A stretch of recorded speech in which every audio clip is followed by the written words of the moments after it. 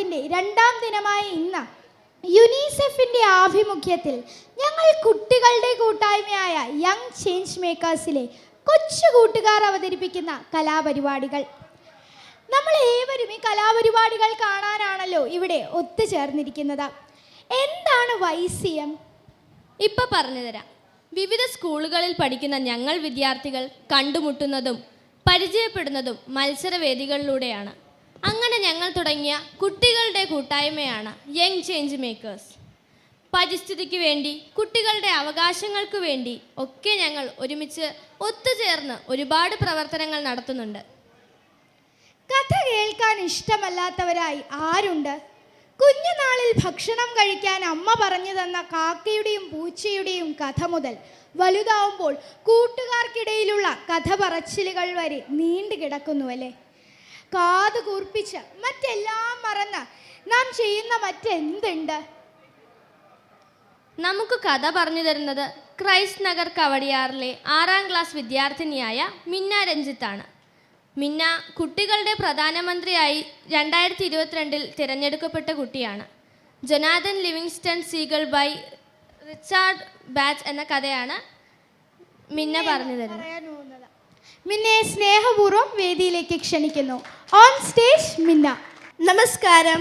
ഞാൻ ഇന്ന് പരിചയപ്പെടുത്താൻ പോകുന്ന പുസ്തകം ജോനാഥൻ ലിവിങ്സ്റ്റൺ സീഗൾ എന്ന് പറയുന്ന ഈ ഒരു പുസ്തകമാണ്.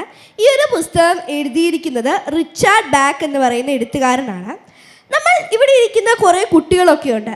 സാധാരണ കുട്ടികളുടെ ജീവിതം എന്ന് പറഞ്ഞാൽ എങ്ങനെയാണ്? നമ്മൾ എല്ലാ ദിവസവും രാവിലെ എണീക്കുന്നു, പല്ല് തേക്കുന്നു, കുളിക്കുന്നു, അത് കഴിഞ്ഞ് സ്കൂളിൽ പോകുന്നു, ഉച്ചയ്ക്ക് നമ്മൾ ഭക്ഷണം കഴിക്കുന്നു, ട്യൂഷന് പോകുന്നു, വേറെ ഡാൻസ് ക്ലാസ് അതുപോലത്തെ ക്ലാസ്സിനൊക്കെ പോകുന്നു, വീണ്ടും അടുത്ത ദിവസം ഇതേപോലെ തന്നെയാണ് നമ്മൾ ചെയ്യുന്നത്. പക്ഷേ ഈ ഒരു പുസ്തകത്തിൽ പറയുന്നത് സീഗൾസിനെ കുറിച്ചിട്ടാണ്. ഈ ഒരു പുസ്തകത്തിൻ്റെ നായകൻ എന്ന് പറയുന്നത് ജോനാഥൻ എന്ന് പറയുന്ന കഥാപാത്രമാണ്. ഈ ഒരു പുസ്തകം എഴുതിയിരിക്കുന്ന റിച്ചാർഡ് ബാക്കിൻ്റെ മോൻ്റെ പേരാണ് ജോനാഥൻ. ആ ഒരു കഥാപാത്രമാണ് നമ്മുടെ ഈ ഒരു പുസ്തകത്തിലെ നായകൻ. ഈ ഒരു പുസ്തകത്തിൽ പറയുമ്പോൾ സീഗൾസ് എന്ന് പറയുന്ന കുറേ ഇതൊക്കെ ഉണ്ട്. നമ്മൾ കടലിൽ പോകുന്ന സമയത്ത് നമുക്ക് കുറേ സീഗൾസിനെ കാണാൻ കഴിയും. എന്നാൽ ഈ ഒരു ജോനാഥൻ എന്ന് പറയുന്ന സീഗൾ കുറച്ചും കൂടെ പ്രത്യേകതയുള്ളൊരു സീഗളാണ്. കാരണം ഈ ഒരു സീഗളിന് പറക്കാൻ ഭയങ്കര ഇഷ്ടമാണ്. ഈ സാധാരണ സീഗൾസ് എന്നൊക്കെ പറയുന്നത് ഭക്ഷണം കഴിക്കുക എന്ന് മാത്രം ലക്ഷ്യം വെക്കുന്നു, ജീവിക്കുന്ന തന്നെ ഭക്ഷണം കഴിക്കുന്നു, അത് കഴിഞ്ഞ് മരിക്കുന്നു. ജീവിതത്തിൽ വേറെ ലക്ഷ്യങ്ങളൊന്നുമില്ല സീഗൾസിന്. പക്ഷേ ജോനാഥൻ എന്ന് പറയുന്ന സീഗൾ, ശരിക്കും ജോനാഥൻ്റെ ഷോർട്ട് ഫോമാണ് ജോൺ എന്ന് പറയുന്ന പേര്. അപ്പം ജോണിനെ സംബന്ധിച്ചിടത്തോളം ബാക്കിയുള്ള സീഗൾസിനെ പോലെ എപ്പോഴും കഴിച്ചാൽ മാത്രം പോരാ. അപ്പോൾ ഈ ഒരു ജോനാഥൻ്റെ അമ്മയും അച്ഛനും പറയുന്നത് വിൻ്റർ അടുക്കാറായി, ഇനി ബോട്ടൊന്നും ഉണ്ടാവത്തില്ല. അപ്പം ഈ ഒരു മീനൊക്കെ കടലിൻ്റെ അടിയിലൂടെയാണ് പോകുന്നത്, മുകളിലോട്ടൊന്നും വരത്തില്ല. പിന്നെ നിനക്ക് എങ്ങനെയാണ് ഭക്ഷണം കിട്ടുക? നീ അല്ലെങ്കിൽ തന്നെ എല്ലും തോലുമാണ്, പിന്നെ നിനക്ക് എന്ത് പറ്റും? നിനക്ക് ഭക്ഷണം കഴിക്കുക എന്ന് പറയുന്നത് നിൻ്റെ ഒരു ലക്ഷ്യമേ അല്ല എന്നാണ് പറയുന്നത്. ഈ ഒരു ജോനാഥൻ എന്ന് പറയുന്ന പക്ഷി പറക്കാൻ നന്നായിട്ട് പഠിക്കുകയാണ്, ഉയരത്തിൽ പറക്കുകയാണ്. ഈ ഒരു കുറേ പക്ഷികളെയാണ് ഈ ഒരു ജോനാഥൻ മാറ്റി കിടക്കുന്നത്. ഈ ഒരു പുസ്തകത്തിൻ്റെ അവസാനം പറയുന്ന ഒരു കാര്യം എന്ന് പറയുന്നത് ആൻ്റണി എന്ന് പറയുന്ന ഒരു സീഗൾ മരിക്കാൻ വേണ്ടി തയ്യാറായി ക്ലിഫിൻ്റെ ഒരു മലയുടെ മുകളിൽ നിന്ന് ചാടുകയാണ്. താഴെ വരുന്ന വഴിക്കാണ് ജോൺ എന്ന് പറയുന്ന ആ ഒരു സീഗളിനെ കാണുന്നത്. അപ്പം ജോൺ പറയുകയാണ്, നിന്നെ കാണാൻ ഭയങ്കര സൗന്ദര്യമാണല്ലോ, മരിക്കാൻ പോകുന്ന ഒരു പക്ഷിയുടെ അടുത്താണ് പറയുന്നത്. അപ്പം ചോദിക്കുന്നു, നിന്നെ ഇവിടെ ഒന്നും കണ്ടിട്ടില്ലല്ലോ, നിൻ്റെ പേരെന്തുവാ? അപ്പം ജോൺ എന്ന് പറയും. കുറേ ആൾക്കാരുടെ ജീവിതം മാറ്റിയെടുത്ത ഒരു പക്ഷിയാണ് ജോനാഥൻ എന്ന് പറയുമ്പോൾ. ശരിക്കും സാധാരണ ആൾക്കാരെ പോലെ അല്ല, വ്യത്യസ്തമായി കാര്യങ്ങൾ ചെയ്യാൻ ആഗ്രഹിക്കുന്ന കുറേ ആൾക്കാരുണ്ട്. പക്ഷേ എല്ലാവരും പഠിത്തത്തിലും ബാക്കിയുള്ള കാര്യങ്ങളിലും ഒതുങ്ങിപ്പോവുകയാണ്. നമുക്ക് കുറേ മാറ്റങ്ങൾ വരുത്താൻ പറ്റുമെന്ന് നമ്മൾ മനസ്സിലാക്കേണ്ടിയിരിക്കുന്നു. നന്ദി, നമസ്കാരം. പാട്ട് കേൾക്കാൻ നമുക്ക് ഏവർക്കും ഒത്തിരി ഇഷ്ടമാണല്ലേ. ഇത്തവണ ഒരു ലൈറ്റ് മ്യൂസിക്കുമായിട്ട് എത്തുന്നത് സെൻറ് മേരീസ് EMLPS സ്കൂൾ പട്ടത്തിലെ ആവണി SK ആണ്. ആവണിയെ ഹൃദയപൂർവ്വം വേദിയിലേക്ക് ക്ഷണിക്കുന്നു. പാലാഴി പടവുകൾ കേറി തേരോടും മലകളിറങ്ങി ആരാരു പാതി തുറന്നു പച്ചിലമേത്. പാലാഴി പടവുകൾ കേറി തേരോടും മലകളിറങ്ങി ആരാരു പാതി തുറന്നു പച്ചിലമേത്. പാലപ്പൂ മാല പല നാളായി കാത്തിരിക്കും തീരത്തെ തിരുവാതിരയുടെ താളമുണർന്നു. ഓ താളമുണർന്നു. പാലാഴി പടവുകൾ കേറി തേരോടും മലകളിറങ്ങി ആരാരോ പാതി തുറന്നു പച്ചിലമേട്. പാലപ്പൂ മാല കൊരുത്ത് പല നാളായി കാത്തിരിക്കും തീരത്തെ തിരുവാതിരയുടെ താളമുണർന്നു. ഓ താളമുണർന്നു. ധനുമാസ ചന്ദ്രികയോടൊരു പൂവ് ചോദിച്ചു. അനുരാഗ പന്തലിൽ അവനൊരു വാസന്തം തന്നു. ധനുമാസ ചന്ദ്രികയോടൊരു പൂവ് ചോദിച്ചു. അനുരാഗ പന്തലിൽ അവനൊരു വാസന്തം തന്നു. വഴിയോര ചെമ്പകമഴമേ നുള്ളിത്തന്നാലും തിരുമംഗല തിലകം ചാർത്താൻ ഇത്തിരി സിന്ദൂരം. ഓ ഇത്തിരി സിന്ദൂരം. പാലാഴി പടവുകൾ കേറി തേരോടും മലകളിറങ്ങി ആരാരോ പാതി തുറന്നു പച്ചിലമേട്. പാലപ്പൂ മാല കൊരുത്ത് പല നാളായി കാത്തിരിക്കും തീരത്തെ തിരുവാതിരയുടെ താളമുണർന്നു. ഓ താളമുണർന്നു. കടലോര ചിപ്പികളോടൊരു മുത്ത് ചോദിച്ചു. അലമാല ചിത്തിരനേതൊരു നോപുരം തന്നു. കടലോര ചിപ്പികളോടൊരു മുത്ത് ചോദിച്ചു. അലമാല ചിത്തിരനേതൊരു നോപുരം തന്നു. മണവാട്ടിപ്പൈങ്കിളി അഴകെ ചുണ്ടിൽ തന്നാലും ഒരു പഞ്ചമരാഗം മൂളാൻ ഇത്തിരി സംഗീതം. ഓ ഇത്തിരി സംഗീതം. പാലാഴി പടവുകൾ കേറി തേരോടും മലകളിറങ്ങി ആരാരോ പാതി തുറന്നു പച്ചിലമേട്. പാലപ്പൂ മാല കൊരുത്ത് പല നാളായി കാത്തിരിക്കും തീരത്തെ തിരുവാതിരയുടെ താളമുണർന്നു. ഓ താളമുണർന്നു. പാലാഴി പടവുകൾ കേറി തേരോടും മലകളിറങ്ങി ആരാരോ പാതി തുറന്നു പച്ചിലമേട്. പാലപ്പൂ മാല കൊരുത്ത് പല നാളായി കാത്തിരിക്കും തീരത്തെ തിരുവാതിരയുടെ താളമുണർന്നു. ഓ താളമുണർന്നു. നന്ദി. അടുത്തതായി നമുക്കൊരു മലയാളം പദ്യം ചൊല്ലിത്തരാനായി സെൻറ് മേരീസ് ഹയർ സെക്കൻഡറി സ്കൂളിലെ മഹാലക്ഷ്മിയാണ് എത്തുന്നത്. വെൽക്കം മഹാലക്ഷ്മി. എല്ലാവർക്കും നമസ്കാരം. 2008 കേരള സാഹിത്യ അക്കാദമി ജേതാവ് ശ്രീ ഏഴാച്ചേരി രാമേന്ദ്രൻ്റെ ഏറ്റവും പ്രസിദ്ധമായ നീലി. കള്ളിയങ്കാട്ടെ കറുത്ത നീലി, നീലി നിന്റെ കണ്ണുകളിൽ ഇപ്പോഴും തീനാളമുണ്ടെന്നു കാടു പറയുന്നു. മലവേടക്കിടാത്തിയുടെ കല്ലുവള ചൊല്ലി മുഴുമിക്കാത്ത ചിന്തുകൾ പറയുന്നു. കള്ളിയങ്കാട്ടെ കറുമ്പിനി കവിതയുടെ മുന്നിലുരിയാ സമസ്തം. കളവരുതു കളവരുതു രാത്രിയുടെ പുത്രി, വേളിമല കഴുകിത്തുടച്ചു നരിമടകളിൽ കാടുവാഴുന്ന വനദേവതകൾ. പൈങ്കുനികൾ തോറും കൊളുത്തും വിളക്കുകളുള്ളത് മുഴുവനും ഊതിക്കെടുത്തി മിഴി കവിയുന്ന ചോരയാൽ കളിമൺചരാതുകൾ നിറച്ചു കത്തിപ്പതും കാട്ടിനകാല തൃക്കാർത്തിക തീർപ്പതും പുകയൂതി പറപ്പിച്ചെരുക്കിൻ്റെ മറവിൽ മറയുന്നതും മായാമയി നിന്റെ മംഗളവിഷാദങ്ങളല്ലേ.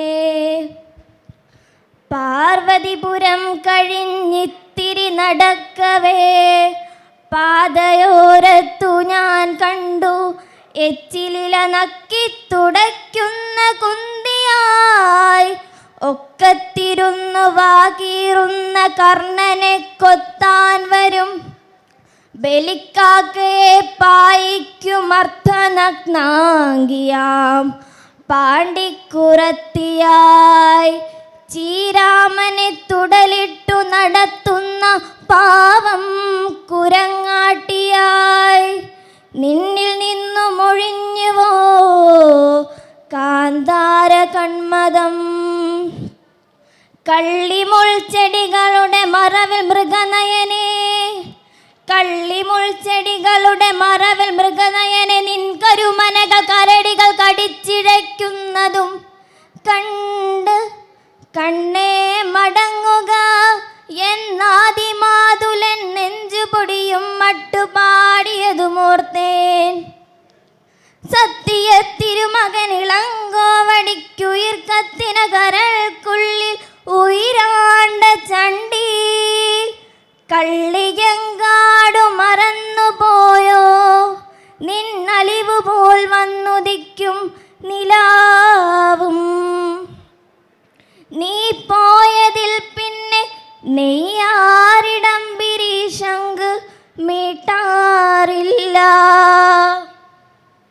മാനം തിരിച്ചു മഴവില്ലുകൊണ്ടതിരിട്ടു മൗനം വിളമ്പിയോ രന്നപൂർണേശ്വരി.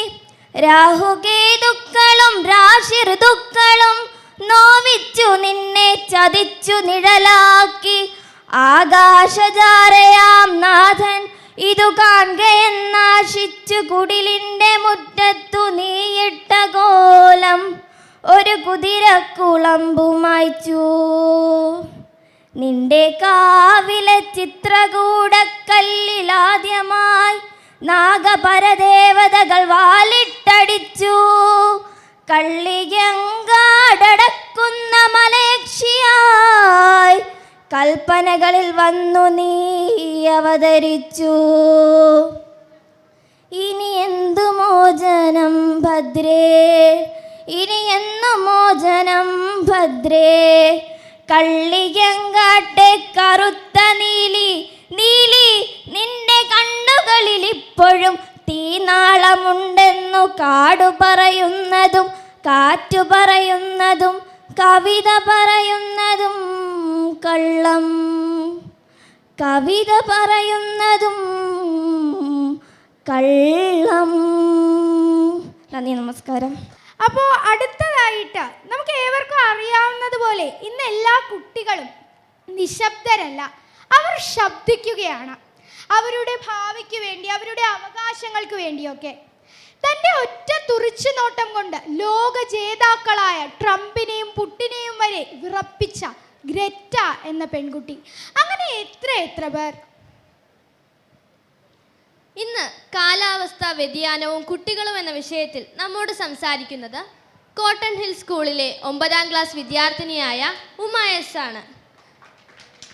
യൂണിസെഫിൻ്റെ യൂത്ത് കണ്ടന്റ് ക്രിയേറ്ററാണ് ഉമ. ഉമേനെ വേദിയിലേക്ക് സ്വാഗതം ചെയ്യുന്നു. On stage Uma. എല്ലാവർക്കും നമസ്കാരം. എൻ്റെ പേര് ഉമ. ഇപ്പോൾ ഇവിടെ നേരത്തെ സൂചിപ്പിച്ചതുപോലെ കാലാവസ്ഥാ വ്യതിയാനം എങ്ങനെ കുട്ടികളെ ബാധിക്കുന്നു എന്നുള്ളതിനെ പറ്റിയിട്ട് കുറച്ച് നേരം ഒന്ന് നിങ്ങളുമായി സംസാരിക്കാനാണ് ഞാൻ ആഗ്രഹിക്കുന്നത്. നമുക്കറിയാവുന്നതുപോലെ നമ്മൾ കുട്ടികളടങ്ങുന്ന യുവതലമുറയുടെ സുസ്ഥിര ഭാവിക്ക് ഇപ്പോൾ വെല്ലുവിളിയായിട്ട് നാം നേരിടുന്ന ഏറ്റവും പ്രധാനപ്പെട്ട പ്രശ്നമാണ് നമ്മൾ ജീവിക്കുന്ന ഭൂമിയുടെ നിലനിൽപ്പ്. നിയന്ത്രണമില്ലാത്ത വിഭവശോഷണവും കാലാവസ്ഥാ വ്യതിയാനം, ആഗോളതാപനം തുടങ്ങി ഇനി വരുന്ന തലമുറയ്ക്ക് ജീവിക്കാൻ പറ്റാത്തൊരിടമായി നമ്മുടെ ഭൂമി മാറിക്കൊണ്ടിരിക്കുകയാണ്. നമ്മുടെ മണ്ണിലും ജലത്തിലും വായുവിലുമൊക്കെ വിഷമാലിന്യങ്ങൾ നിറയുന്നൊരു കാഴ്ച നമ്മൾ കാണുന്നുണ്ട്. പ്രകൃതി ദുരന്തങ്ങൾ, പകർച്ചവ്യാധികൾ, ജനിതക മാറ്റം സംഭവിച്ച വൈറസുകൾ, ഇവയെല്ലാം നമ്മുടെ മനുഷ്യരാശിയുടെ തന്നെ അതിജീവനത്തിന് ഏറെ ഭീഷണിയാണെന്നും നമുക്കറിയാം. ഇത്തരം പ്രശ്നങ്ങൾ പരിഹരിക്കുന്നതിലായിരിക്കണം ശരിക്കും നമ്മുടെ എല്ലാവരുടെയും ആദ്യത്തെ മുൻഗണന എന്ന് പറയുന്നത്. ഉരുൾപൊട്ടൽ, പ്രളയം, ചുഴലിക്കാറ്റ്, ഉഷ്ണതരംഗം എന്നിങ്ങനെ ഏത് ദുരന്തവും ഏറ്റവും അധികം ബാധിക്കുന്നത് നമ്മളടക്കമുള്ള കുട്ടികളെയാണല്ലോ. പ്രകൃതി ദുരന്തങ്ങളിൽ പിടഞ്ഞ് മരിച്ചു വീഴുന്നവർ, ഭക്ഷണവും സുരക്ഷയും ഇല്ലാതാകുന്നവർ, മാതാപിതാക്കളെയും കൂടപ്പിറപ്പുകളെയും കൂട്ടുകാരെയും ഒക്കെ നഷ്ടപ്പെട്ടവർ, സ്വന്തം വീടും വിദ്യാലയവും നഷ്ടപ്പെടുന്നവർ, പഠനവും ഭാവി സ്വപ്നങ്ങളും എന്നേക്കുമായി ഉപേക്ഷിക്കേണ്ടി വരുന്നവർ, അങ്ങനെ കുട്ടികൾ അനുഭവിക്കുന്ന പ്രശ്നങ്ങൾ നമ്മൾ മാധ്യമങ്ങളിലൂടെ ഇന്നത്തെ കാലത്ത് അറിയുന്നുണ്ട്. കേരളത്തിൻ്റെ ചരിത്രത്തിലെ തന്നെ ഏറ്റവും മാരകമായ പ്രകൃതി ദുരന്തമായിരുന്നു ദിവസങ്ങൾക്ക് മുൻപ് വയനാട്ടിലെ ചൂരൽമലയിലും മുണ്ടക്കയിലുമൊക്കെ സംഭവിച്ചത്. ചൂരൽമലയിലും മുണ്ടക്കയിലുമായി ഏകദേശം 49 കുട്ടികൾ മരിച്ചു എന്നതാണ് റിപ്പോർട്ട്. 2 സ്കൂളുകൾ പൂർണ്ണമായും തകർന്നു. രക്ഷപ്പെട്ട പല കുട്ടികളുടെയും പാഠപുസ്തകങ്ങളും സർട്ടിഫിക്കറ്റുകളും മറ്റുമൊക്കെ നഷ്ടമായി. ഇപ്പോൾ ഇന്നത്തെ കാലത്ത് ഒരു കാറ്റ് വീശിയാൽ അല്ലെങ്കിൽ മഴയൊന്ന് കനത്താൽ, വേനൽക്കാലത്ത് ചൂട് അധികമായാൽ ഞാനടക്കമുള്ള കുട്ടികൾക്ക് പേടിയാണ് സത്യം പറഞ്ഞാൽ. ഞങ്ങളുടെ കളിസ്ഥലവും പഠനവും വളർച്ചയും ഒക്കെ തടസ്സപ്പെടുത്തുന്ന വിധം കാലാവസ്ഥ മാറുമോ എന്ന പേടി. വയനാട്ടിലുണ്ടായതുപോലെ ഞങ്ങളുടെ വീടുകൾ, വിദ്യാലയങ്ങൾ, കളിസ്ഥലങ്ങൾ, കൃഷിയിടങ്ങളെല്ലാം നശിപ്പിക്കുന്ന വിധം ഏത് മഴയും പ്രളയത്തിലേക്ക് നയിക്കാം. ഇന്നത്തെ കാലത്ത് ഏതൊരു കാറ്റും ചുഴലിക്കാറ്റാകാം. മഴ മുന്നറിയിപ്പ് വരുമ്പോൾ ആദ്യം തന്നെ നമ്മൾ ചെയ്യുന്നത് സ്കൂളുകൾക്ക് അവധി പ്രഖ്യാപിക്കുക എന്നതാണ്. മാത്രമല്ല, ഇപ്പോൾ ദുരന്ത മേഖലയിലാണെങ്കിൽ പോലും പല സ്കൂളുകളും ദുരന്ത മേഖലയിലെ ദുരിതാശ്വാസ ക്യാമ്പുകളായി മാറുകയുമുണ്ടായി. അങ്ങനെ മാറുമ്പോൾ കുട്ടികൾക്ക് മുടങ്ങുന്ന അധ്യയന ദിവസങ്ങൾ എങ്ങനെയാണ് നമുക്ക് തിരിച്ചു പിടിക്കാൻ സാധിക്കുക? അതും കുട്ടികൾ നേരിടുന്ന, കുട്ടികളുടെ സുസ്ഥിര ഭാവിയെ ബാധിക്കുന്ന മറ്റൊരു വെല്ലുവിളി തന്നെയാണ്. നമുക്ക് എന്താണ് ഇതിനൊരു പരിഹാരമായിട്ട് ചെയ്യാൻ കഴിയുക എന്നത് നോക്കുകയാണെങ്കിൽ, ദുരന്തം സൃഷ്ടിച്ച മാനസിക ആഘാതങ്ങളിൽ നിന്ന് കുട്ടികളെ മുക്തരാക്കുകയാണ് ആദ്യം തന്നെ നമ്മൾ ചെയ്യേണ്ടത്. മാതാപിതാക്കളെയും ബന്ധുക്കളെയും കൂട്ടുകാരെയും നഷ്ടപ്പെട്ട കുട്ടികളെ പൂർണ്ണമായും സാധാരണ നിലയിലെത്തിക്കുകയും പഠനത്തിൽ നേരിട്ട തടസ്സങ്ങളെ മറികടക്കാൻ സഹായിക്കുകയുമാണ് ആദ്യം ചെയ്യേണ്ടത്. അത് വിദ്യാഭ്യാസ വകുപ്പ് മികച്ച രീതിയിൽ തന്നെ ചെയ്യുന്നുണ്ട് എന്നതാണ് എൻ്റെ ഒരു വിശ്വാസം. കുട്ടികൾ നടത്തുന്ന ചെറിയ ചെറിയ പ്രവർത്തനങ്ങൾക്ക് പോലും വലിയൊരു സ്വാധീനം നമ്മുടെ സമൂഹത്തിൽ ഉണ്ടാക്കാനായിട്ട് പറ്റും. ഉദാഹരണത്തിന്, വയനാട്ടിൽ ദുരന്തമുണ്ടായപ്പോൾ ദുരിതാശ്വാസ ക്യാമ്പുകളിലേക്ക് മാറ്റേണ്ടി വന്ന കുട്ടികൾക്കായി നോട്ട് തയ്യാറാക്കി നൽകാമെന്ന ആശയം മാറാട് ജിനരാജാസ് ALP സ്കൂളിലെ ചില കുട്ടികൾ അവതരിപ്പിച്ചിട്ടുണ്ടായിരുന്നു. ഉരുൾപൊട്ടലിൽ നഷ്ടപ്പെട്ട നോട്ട് പുസ്തകങ്ങൾ കൂട്ടുകാർക്ക് നൽകണം എന്ന ആശയമാണ് 300 വിദ്യാർത്ഥികൾ ചേർന്ന് ഏറ്റെടുത്തത്. ഓരോ വിഷയത്തിലും ഓരോ നോട്ട് പുസ്തകം തയ്യാറാക്കി ഇവ ഫോട്ടോസ്റ്റാറ്റ് എടുത്ത് ബൈൻഡ് ചെയ്ത് പുസ്തക രൂപത്തിലാക്കി ദുരിതാശ്വാസ ക്യാമ്പിലെ കുട്ടികൾക്ക് കൈമാറി. തീർച്ചയായും ഈ കുട്ടികൾക്ക് മുതിർന്നവരുടെ ഒരു സപ്പോർട്ട് ഉണ്ടാകും. പക്ഷേ ആ കുട്ടികൾ ചെയ്ത ആ ഒരു പ്രവർത്തനം, ഒരു കുഞ്ഞു പ്രവർത്തനം എത്ര വലിയ ഇമ്പാക്റ്റ് ആണ് ആ ഒരു സമൂഹത്തിൽ ഉണ്ടാക്കിയത് എന്ന് നിങ്ങൾ തന്നെ ഒന്ന് ചിന്തിച്ചു നോക്കൂ. കുട്ടികൾക്കും ഇങ്ങനെ സമൂഹത്തിൽ മാറ്റങ്ങൾ വരുത്താൻ സാധിക്കും. അതിനുദാഹരണം തന്നെയാണ് ഇപ്പോൾ നമ്മുടെ ഈ യങ് ചേഞ്ച് മേക്കേഴ്സ് എന്ന് പറയുന്ന ഗ്രൂപ്പും. ഞങ്ങളുടെ യങ് ചേഞ്ച് മേക്കേഴ്സ് എന്ന ഈ ഗ്രൂപ്പിലെ 4 കൂട്ടുകാർ ചേർന്ന് അവരിവിടെ വന്നിട്ടുണ്ട്. ആദർശ്, മാർത്ത, റേബ, പിന്നെ ഞാനും. ഞങ്ങളെല്ലാവരും കൂടെ ചേർന്ന ചെയ്ത ഒരു പ്രോജക്റ്റ് കരകുളം ഗ്രാമപഞ്ചായത്തിലെ ഡോക്ടർ A സുഹൃത് കുമാർ റിസർച്ച് ലൈബ്രറിയുടെ ഒരു ഫെലോഷിപ്പ് ലഭിച്ചിരുന്നു. കരകുളം പഞ്ചായത്തിലെ ഒരു വാർഡിനെ പൂർണ്ണമായും മാലിന്യമുക്ത മാതൃകാ വാർഡാക്കുന്നതാണ് പ്രോജക്റ്റ്. YCM ഗ്രൂപ്പിൽ നടത്തിയ ചർച്ചകളിലൂടെയാണ് ഈ പ്രോജക്റ്റിന് രൂപം നൽകിയത്. മാതൃകാ ward, minimal waste life style എന്നീ ആശയങ്ങളെക്കുറിച്ച് വിദ്യാർത്ഥികളിൽ നടത്തുന്ന ബോധവത്കരണ പ്രവർത്തനങ്ങളിലൂടെ തറട്ട എന്ന് പറയുന്ന വാർഡിലെ ജനങ്ങളുടെ മനോഭാവത്തിൽ മാറ്റം വരുത്തുക എന്നതാണ് ലക്ഷ്യം. കൂടുതൽ പഠനത്തിനും പരിശീലനത്തിനും മെച്ചപ്പെടുത്തലിനും ഒക്കെ ശേഷം ഈ പ്രൊജക്റ്റ് കരകുളം പഞ്ചായത്തിലെ തറട്ട വാർഡിൽ നടപ്പാക്കാനാണ് ഞങ്ങളുടെ പദ്ധതി. ഹരിതകർമ്മസേന നമ്മുടെ മാലിന്യങ്ങൾ എടുത്തുകൊണ്ടു പോകുമെന്നുള്ള ആ ഉദാസീന മനോഭാവം മാറ്റി നാം ഉണ്ടാക്കുന്ന മാലിന്യം അത് നമ്മുടെ തന്നെ ഉത്തരവാദിത്തമാണെന്ന മനോഭാവത്തിലേക്ക് മാതൃകാ വാർഡിലെ പൗരന്മാരെത്തണം എന്നതാണ് മറ്റൊരു ലക്ഷ്യം. ഇത്തരം പ്രവർത്തനങ്ങൾക്ക് തദ്ദേശ സ്ഥാപനങ്ങളും പിന്തുണ നൽകും. ജീവിത രീതിയിലും ചിന്താരീതിയിലും നമ്മുടെ മനോഭാവം മാറിയാൽ മാത്രമേ മാതൃകാ വീടുകളും മാതൃകാ വാർഡുകളും ഒക്കെ തന്നെ നമുക്ക് ഉണ്ടാക്കാനായിട്ട് സാധിക്കും. കാലാവസ്ഥാ ഉച്ചകോടിയുടെ ഭാഗമായിട്ട് മൈസൂരിൽ നടന്ന എൽക്കോയ് 2024 പങ്കെടുക്കാനായിട്ട് എനിക്ക് ഒരവസരം ലഭിച്ചിരുന്നു. ഇന്ത്യയിലെ തന്നെ വിവിധ സംസ്ഥാനങ്ങളിലെ പ്രതിനിധീകരിച്ച് ഒരുപാട് കുട്ടികൾ തങ്ങളുടെ ആശയം പ്രകടിപ്പിക്കാനായിട്ട് മൈസൂരിൽ എത്തിച്ചേർന്നിട്ടുണ്ടായിരുന്നു. അന്ന് കാലാവസ്ഥാ മാറ്റത്തെക്കുറിച്ചും അതിൻ്റെ പ്രശ്നങ്ങളെക്കുറിച്ചും ഒക്കെ കൂടുതൽ മനസ്സിലാക്കാനായിട്ട് എനിക്ക് സാധിച്ചു. ഇന്ത്യയിലെ പരിസ്ഥിതി പ്രവർത്തകരായിട്ടുള്ള ഒട്ടേറെ പേരെ നേരിട്ട് കാണാനും പരിചയപ്പെടാനും ഒക്കെ എനിക്ക് സാധിച്ചിട്ടുണ്ടായിരുന്നു.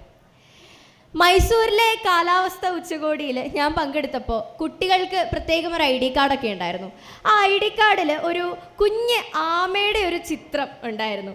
നമുക്കറിയാം ആമ വളരെ പതുക്കെ സഞ്ചരിക്കുന്നൊരു ജീവിയാണല്ലോ. പക്ഷേ ഓട്ട മത്സരത്തിൽ നമ്മുടെ മുയലിനെ തോൽപ്പിച്ച ആളാണ് നമ്മുടെ ആമ.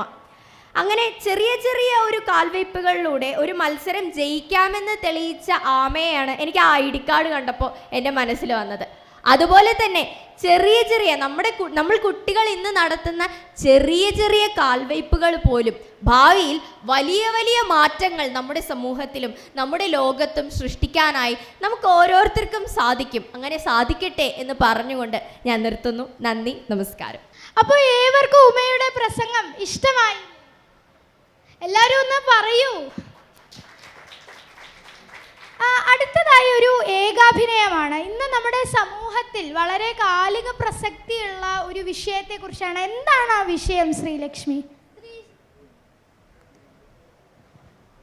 സ്ത്രീ ശാക്തീകരണം. നാം എന്നും പത്രങ്ങളിലും മറ്റും കേൾക്കുന്നൊരു വാക്കാണിത്. സ്ത്രീ ശാക്തീകരണത്തെ പറ്റി ഒരു ഏകാഭിനയം കാഴ്ചവെക്കുന്നത് ദേവകി DS ആണ്. ദേവകി കാർമൽ HSSലെ വിദ്യാർത്ഥിനിയാണ്. ദേവകീനെ വേദിയിലേക്ക് സ്വാഗതം ചെയ്യുന്നു. On stage Devaki. ഒരു വലിയ കയ്യടിയോടുകൂടി നമുക്ക് ദേവകിയെ വേദിയിലേക്ക് ക്ഷണിക്കാം. അഭിവന്ദ്യ സദസ്സിന് പ്രണാമം. റാണി ലക്ഷ്മിബായ്, സാവിത്രിബായ് ഫുലെ, വിജയലക്ഷ്മി പണ്ഡിറ്റ്, ഇന്ദിരാഗാന്ധി, കിരൺ ബേദി, അരുന്ധതി റോയ്, കൽപ്പന ചൗല, മേരി കോം തുടങ്ങി രാജ്യത്തിന്റെ ചരിത്ര താളുകളിൽ ഇടം പിടിച്ച ഭാരതത്തിന്റെ യശസ് ഉയർത്തിപ്പിടിച്ച ധീര വനിതകളുടെ നാമങ്ങൾ ഇനിയുമേറെയുണ്ട്. പക്ഷേ സ്വാർത്ഥനായ മനുഷ്യന്റെ കാമക്രോധ ലോഭമോഹ ക്രീഡകൾക്കിരയായി തേജോവധം ചെയ്യപ്പെട്ട രക്തസാക്ഷിത്വം വഹിച്ച മണ്ണോട് മണ്ണടിഞ്ഞ നാരിമാർ അതിലുമേറെയുണ്ട്. ഇതാ അവയിൽ ചില നേർക്കാഴ്ചകൾ. അരുണ സിസ്റ്റർ ഇന്ന് പതിവിലും സുന്ദരിയായിരിക്കുന്നു. നമുക്ക് ആ ഓർത്തോ സെക്ഷനിലെ കോറിഡോറിലൂടെ ഒന്ന് നടന്നാലോ? കൊള്ളാം എൻ്റെ പൊന്നു ഡോക്ടറെ, ഇപ്പൊ തന്നെ നല്ല ലേറ്റായി. OP തുടങ്ങുന്ന മുമ്പ് വാർഡിലേക്ക് ചെന്നില്ലെങ്കിൽ ആ സുലോചന സിസ്റ്ററിനെ ചീത്ത പറഞ്ഞു കൊല്ലും. അയ്യോ ഞാൻ പോണു, ലേറ്റായി. സിസ്റ്ററെ പോവല്ലേ, അറ്റ്ലീസ്റ്റ് ഒരു ഐലേവിയെങ്കിലും പറഞ്ഞിട്ട് വെക്കൂടെ സിസ്റ്ററെ? മാഡം, ആ മുകളിലത്തെ ഡോഗ് സർജറി റൂം ഞാൻ വൃത്തിയാക്കിയിട്ടുണ്ട്. എനിക്കൊന്ന് അത്യാവശ്യമായിട്ട് പുറത്തു പോകണം. താണിത് എവിടെ വൃത്തിയാക്കിയെന്നോടാ പറയുന്നേ? തൻ്റെ തോന്നിവാസനത്ത് വന്നും പോവാൻ ഇത് സത്രമൊന്നുമല്ല. തൻ്റെ ഇൻസബോർഡിനേഷന്റെ പേരിൽ ഞാൻ എന്തായാലും ഹയർ അതോറിറ്റിക്ക് റിപ്പോർട്ട് ചെയ്യും. നീ ഒരു കോപ്പും ചെയ്യൂല. നിന്റെ വകയൊന്നും അല്ലല്ലോ ഈ KM ഹോസ്പിറ്റൽ. എടോ തെമ്മാടിത്തരം പറയുന്നു, അടിച്ച് പല്ല് തെറിപ്പിക്കും. നിന്നെപ്പോലെ പല ജാതി സാധനങ്ങൾ ഞാൻ കണ്ടിട്ടുണ്ട്. ഇറങ്ങിപ്പോടോ. ജാതി പേര് പറഞ്ഞു പുലഭ്യം പറയുന്നോടെ തെമ്മാടിത്തരോടെ തന്നെ കാണിക്കുന്നു. അയ്യോ എന്നെ ഉപദ്രവിക്കരുത് പ്ലീസ്, നിർത്തേ. ഇന്ന് ഞാൻ പല തവണ ഓങ്ങി വെച്ചതാ. എൻ്റെ പേരിനൊപ്പം ഒരു വാത്മീകിയുണ്ട്. ഞാനും ഇന്നൊരു ഇതിഹാസം രചിക്കും. യുവർ ഓണർ, 40 വർഷമായി അരുണ ഷാൻബാഗ് ഒരേ നിലയിൽ കോമയിൽ ജീവശവമായി കിടക്കുന്നു. എന്നാൽ അവളുടെ അവസ്ഥയ്ക്ക് ഉത്തരവാദിയായവൻ സോഹൻലാൽ വാൽമീകി വ്യക്തമായ തെളിവുകളുടെ അഭാവത്തിൽ വെറും 7 വർഷങ്ങൾക്ക് ശേഷം തടവിൽ നിന്ന് പുറത്തിറങ്ങി സ്വതന്ത്രമായി വിഹരിക്കുന്നു. അവളുടെ ജീവിതം ഒരു തടവറയല്ല യുവർ ഓണർ. അവളുടെ ആത്മാവിനെയെങ്കിലും ഈ വേദനയിൽ നിന്ന് മോചിപ്പിക്കുക യുവർ ഓണർ, പ്ലീസ്. അതെ, ഇരമ്പൽ, ആർത്തിരമ്പൽ, അട്ടഹാസം ഇപ്പോഴും എൻ്റെ കാതുകളിൽ ഒരു ബസ്സിൻ്റെ ഇരമ്പൽ മുഴങ്ങുന്നുണ്ട്. 7 വർഷങ്ങൾക്കപ്പുറമുള്ള ഡിസംബറിൽ ഒരു തണുത്ത രാത്രി ഞാൻ ഇന്നും ഓർക്കുന്നു. അന്ന് ഞങ്ങൾക്ക് മുന്നിൽ വന്നു നിന്ന വെളുത്ത ബസ്സിലുണ്ടായിരുന്ന 6 പേർ. ഇവിടെ എൻ്റെ ഓർമ്മകൾ മുറിയുന്നു. ഇനി നിങ്ങൾക്ക് എന്നെ മനസ്സിലായില്ലേ? ഇന്ത്യയുടെ മകളെന്ന് നിങ്ങൾ വിശേഷിപ്പിച്ച നിർഭയ. അതെ, ഭയമാ. എന്നെ എതുക്കു ഭയം ഒരു കൈതാ കുറവാർക്ക്. ആണാ ദുശാസനന്മാര് ரொம்ப പവർഫുള്ളാ ഇருக்கு. വാടിങ്ക. പുതിയ കാലത്തിന്റെ ചില നേർക്കാഴ്ചകൾ. സമരം ചെയ്യും, മരണം വരെ സമരം ചെയ്യും. എന്റെ പേര് പെണ്ണ്, എനിക്ക് വയസ്സെട്ട്. സൂചി കുത്താണ്ടമില്ലാത്ത ബസ്സിനുള്ളിൽ അന്ന് എന്റെ പൊക്കിൽ തപ്പി വന്നവന്റെ പ്രായം 40. ഓ സോറി ഗൈസ്. സ്ത്രീ സുരക്ഷ അത് നമ്മൾ നേടിയെടുക്കേണ്ടതാണ്. സ്ത്രീയെ ദേവ, സ്ത്രീയെ പ്രാണ. ഈ മഹത് ശ്ലോകം നമ്മൾ ഹാഷ്ടാഗായി ഇട്ടുകൊണ്ട് ഈ പോസ്റ്റ് എല്ലാവരും ഷെയർ ചെയ്യണം, സപ്പോർട്ട് ചെയ്യണം. So justice for ladies. Oh yeah. പ്രിയപ്പെട്ട പ്രേക്ഷകരെ, ഹേമ കമ്മിറ്റി റിപ്പോർട്ട് വന്ന സാഹചര്യത്തിലും പ്രമുഖരുടെ നീണ്ട പട്ടിക വന്ന സാഹചര്യത്തിലും ഇവിടെ ഒരു മാറ്റവും നടപടികളും സംഭവിക്കുന്നില്ല എന്ന അവസ്ഥയുടെ ഉത്തമ ഉദാഹരണമാണ് നീണ്ട 15 വർഷം കാത്തിരിപ്പിന് ശേഷവും പീഡനത്തിനിരയായ പ്രമുഖയായ യുവതിക്ക് വീണ്ടും നീതി നിഷേധിക്കപ്പെട്ടിരിക്കുന്നത്. മാലോകരെ, നിങ്ങളിത് കാണുക. ഞങ്ങളുടെ ചാനലിൽ മാത്രം കിട്ടിയ എക്സ്ക്ലൂസീവ് ദൃശ്യങ്ങളാണിത്. ഒന്ന് നിർത്തൂ പ്ലീസ്. ഇത്ര വർഷം എനിക്കേറ്റ അവമാനത്തിന് മുറിപ്പാടല്ല ചോര നിങ്ങളെല്ലാവരും മൂറ്റി കുടിച്ചില്ലേ? ഇനിയെങ്കിലും എന്നെ വെറുതെ വിട്ടൂടെ? എക്സ്ക്ലൂസീവ് കണ്ടന്റ് ഹാഷ്ടാഗോട് കൂടിയ പോസ്റ്റ് മണ്ണാങ്കട്ട. നശിച്ച നീതിപീഠവും നിയമ സംവിധാനങ്ങളും എനിക്ക് ഇനിയും നീതി നിഷേധിച്ചെന്നിരിക്കും. പക്ഷെ എന്നോടിത് ചെയ്യുന്ന രാധന്മാർക്ക് തക്ക ശിക്ഷ വാങ്ങി കൊടുക്കുക തന്നെ ചെയ്യും. പ്രിയമുള്ളവരെ, ആരാണ് ഉത്തരവാദി? സ്ത്രീയെ രാജ്യത്തിന്റെ പ്രതീകമായി കണ്ട് ആദരിക്കുകയും ആരാധിക്കുകയും ചെയ്യുന്ന ഈ രാജ്യത്ത് ഒട്ടനവധി ധീര വനിതകളുടെ നേട്ടങ്ങളിൽ കൈയടിക്കുകയും അഭിമാനം കൊള്ളുകയും ചെയ്യുന്ന ഈ രാജ്യത്ത് ഇന്നും 99% സ്ത്രീകൾക്കും 2 നീതി. ആരാണ് ഉത്തരവാദി? അധികാരവും അന്തസ്സും കൈയാളുന്നു എന്ന് നമ്മൾ വിശ്വസിക്കുന്ന പുരുഷന്മാരല്ല. ചിന്ത മുരടിച്ച് കഴിഞ്ഞ നൂറ്റാണ്ടിൽ കഴിയുന്ന സ്ത്രീകളല്ല. ഞാനോ നിങ്ങളോ അല്ല. നൂറ്റാണ്ടുകൾ ചങ്ങലക്കിട്ട് വളർത്തിയ നമ്മുടെ സമൂഹത്തിന്റെ മനസ്സുകളാണ്. സമൂഹത്തിന്റെ ജീനിൽ അലിഞ്ഞു കയറി പുഴുത്തു നിറക്കുന്ന ആചാരങ്ങളും മാമലുകളുമാണ്. തകരണം, പൊട്ടിച്ചെറിയണം. കാലിലെന്നോ കുരുക്കായ ചങ്ങലകൾ ഉടച്ചു വാർക്കണം. പുതിയ ചിന്തകൾ ഉണ്ടാകും വരെ എന്ന പ്രത്യാശയോടെ ഞാനും ഒരു സ്ത്രീ. നന്ദി, നമസ്കാരം. വളരെ മനോഹരമായിട്ടുള്ള ഒരു ഏകാഭിനയമായിരുന്നു അല്ലേ അത്? തീർച്ചയായിട്ടും ദേവകി ഒരു കില്ലാടി തന്നെയാണ്. 2019-ലെയും 2021-ലെയും കുട്ടികളുടെ നേതാവായിട്ട് ദേവകി തിരഞ്ഞെടുക്കപ്പെട്ടിട്ടുണ്ട്. അടുത്തതായിട്ട് എന്താണ് പരിപാടി? അടുത്തതായിട്ട് നമുക്ക് ഒരു ശാസ്ത്രീയ സംഗീതം കേൾക്കാം. അതെ, ആരാണ് ഇത്തവണ ശാസ്ത്രീയ സംഗീതം അവതരിപ്പിക്കാൻ വേദിയിലെത്തുന്നത്? അടുത്തതായി നമുക്ക് ശാസ്ത്രീയ സംഗീതം അവതരിക്കാൻ വേദിയിലെത്തിക്കുന്നത് 2022-ലെ ശിശുദിന നേതാക്കളിൽ ഒരാളായിരുന്ന പാർവണേന്ദു ആണ്. പാർവണേന്ദു വേദിയിലേക്ക് വരും. അതെ, സ്നേഹപൂർവ്വം പാർവണേന്ദുവിനെ വേദിയിലേക്ക് ക്ഷണിക്കുന്നു. On stage Parvanendu. തേലെ ശ്രീരാമചിന്തനതോ നാമമു തേലെ ശ്രീരാമചിന്തനതോ നാമമു തേലെ ശ്രീരാമചിന്തനതോ നാമമു തേലെ ശ്രീരാമചിന്തനതോ నామము సేయవే ఓ మనసా సేయవే ఓ మనసా తేలేసి రామచిందనతో నామము సేయవే ఓ మనసా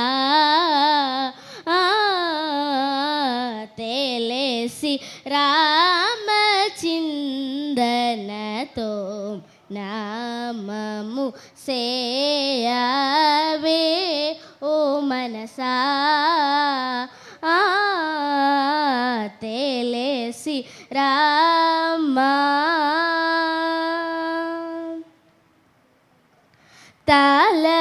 తలపులన్నీ నీలిపి నిమిషమైనా తలపులన్నీ నీలిపి నిమిషమైనా తారక రూపిణి నిజతత్వములను తారక రూపిణి నిజతత్వములను తారక రూపిణి నిజతత్వములను రీరి గమరి గమ పమ గామరి సరి నిసరి సా నిసరి గమరి రి పమ పధ పమ ప గమరి నిసరి గమ పమ గమ పధ పప రి గమ పమ ద పసని పరి సని పమ రి గమ ద పరి సని సరి గమరి రి సమ గమ పమ గమరి సని రి సని పసని పని పరి సని పమ గమరి నిస తేలిసి రామచిందనతో నామము సేయవే ఓ మనసా తేలిసి రామా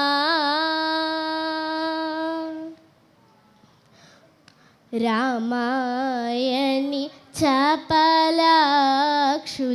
పేరు రామాయణి చపలాక్షుల పేరు రామాయణి చపలాక్షుల పేరు రామాయణి చపలాక్షుల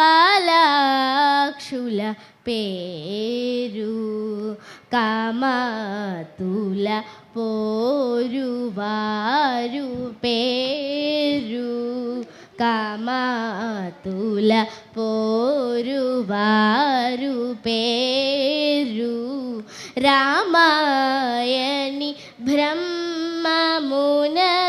పేరు రామాయణి బ్రహ్మమునకు పేరు ఆమన వాచన నార్తుల తీరు ఆమన వాచన నార్తుల తీరు ఆమన వాచన నార్తుల తీరు రీరి గమరి గమ పమ గామరి సరి నిసరి సా నిసరి గమరి రి పమ పధ పమ ప గమరి నిసరి గమ పమ గమ పధ పప రి గమ పమ ద పసని పరి సని పమ రి గమ ద పరి సని సరి గమరి రి సమ గమ పమ గమరి సని రి సని ప సని ప ని పరి సని పమ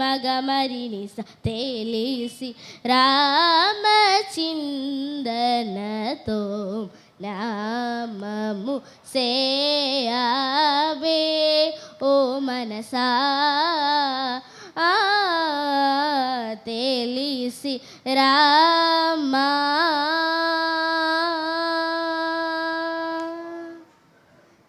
താങ്ക് യു പാർവണേന്ദു. അടുത്തതായി ഒരു ഇൻട്രാക്റ്റീവ് സെഷനാണ്. മലയാള ഭാഷയുടെ പിതാവായ വള്ളത്തോൾ നാരായണ മേനോൻ്റെ കൊച്ചുമകൻ, കേരള കലാമണ്ഡലത്തിൻ്റെ ബോർഡ് അംഗം കൂടിയായ ശ്രീ രവീന്ദ്രനാഥൻ വള്ളത്തോൾ സാറാണ് നമ്മളോടൊപ്പം ചേരുന്നത്. Sir, welcome to the stage. Kerala നിയമസഭ അന്താരാഷ്ട്ര പുസ്തകോത്സവം ആഘോഷിക്കുന്ന ഈ ദിനത്തിൽ ഞാനിവിടെ എത്തിച്ചേർന്ന ഒരു വലിയ ഭാഗ്യമായി കരുതുന്നു. അതിന് ഒരു നിമിത്തമായത് അണ്ടർ സെക്രട്ടറി റീന മാഡാണ്. അവർ കലാമണ്ഡലത്തിലെ അടുത്തിടെ ഒരു നിയമസഭാ കമ്മിറ്റി 6 MLA വന്ന കൂട്ടത്തിൽ അവർ അവിടെ വരികയുണ്ടായി. ഞാൻ കലാമണ്ഡലത്തിൻ്റെ എക്സിക്യൂട്ടീവ് ബോർഡ് മെമ്പറും കേരള ലളിത അക്കാദമിയുടെ ജനറൽ കൗൺസിൽ മെമ്പറുമാണ്. അങ്ങനെ മാഡം ഞങ്ങളവിടെ നിന്നുള്ള പരിചയമാണ് അത് ഇവിടേക്ക് എത്തിച്ചത്. മാഡം പറഞ്ഞു, ഞാൻ തിരുവനന്തപുരത്ത് ഇന്ന് കലാമണ്ഡലത്തിൻ്റെ ഒരു മീറ്റിംഗ് വരുന്നുണ്ടാവും. മാഡം അതിന് മുമ്പേ പറഞ്ഞു എന്തായാലും ഇവിടെ വന്നിട്ട് ഒരു 10 മിനിറ്റെങ്കിലും വെള്ളത്തോളിനെ പറ്റി എന്തെങ്കിലും ഒന്ന് പറയണമെന്ന് നിർബന്ധം പറഞ്ഞു. അത് ആ ഒരു ഞാൻ ഒരു വെള്ളത്തോളിൻ്റെ കൊച്ചുമകനാണെന്ന് വെച്ചാൽ ആദ്യം ചോദിക്കാൻ നിങ്ങൾ എഴുത്തുകാരനാണോ എന്ന്. ഞാൻ 100% പറഞ്ഞ എഴുത്തുകാരനല്ല. കാരണം ഞാൻ വിദേശത്തായിരുന്നു ജോലി. പിന്നെ അത് കാരണം തന്നെ പിന്നെ അത് കഴിഞ്ഞ് കുറച്ച് കാലം അങ്ങനെ ഒരു എഴുത്തിൻ്റെ ഇതിലേക്കൊന്നും വന്നിട്ടില്ല. പിന്നെ വള്ളത്തോളിനെ പറ്റി ഞാൻ 1-2 ലേഖനങ്ങൾ എഴുതാൻ നിർബന്ധിതമായി. ജസ്റ്റിസ് കെ സുകുമാരൻ സാർ, പഴയ മരിച്ച ചീഫ് ജസ്റ്റിസ് എന്ന ജസ്റ്റിസ് കെ ഉഷ സാർ, അവരുടെ ഭർത്താവിൻ്റെ നിർബന്ധം കാരണം ഞാൻ വള്ളത്തോളിനെ പറ്റിയും പിന്നെ എൻ്റെ അച്ഛൻ വെള്ളത്തോളിൻ്റെ മകൻ അച്ഛൻ ഒരു 10-14 പുസ്തകങ്ങൾ വിവർത്തനം ചെയ്തിട്ടുണ്ടായിരുന്നു. അച്ഛനെ പറ്റിയും ലേഖനങ്ങൾ എഴുതി കൊടുത്ത ജീവിതത്തിൽ ആദ്യമായിട്ടാണ് ജസ്റ്റിസ് സുകുമാരൻ സാർ വളരെ നിർബന്ധപൂർവ്വം കാരണം ഞാൻ എഴുതി കൊടുത്തതാണ്. ഇപ്പോൾ ഈ കലാമണ്ഡലം ഇതൊക്കെ ആയിട്ട് അങ്ങനെ ഒരു ഇതായിട്ട് പോയിക്കൊണ്ടിരിക്കുകയാണ്. അപ്പോൾ ഞാൻ പറഞ്ഞത് വെള്ളത്തോളിനെ പറ്റിയിട്ട് ചെറിയൊരു വിവരണം പറഞ്ഞു പോകുന്ന എല്ലാവർക്കും അറിയുന്നതായിരിക്കാം.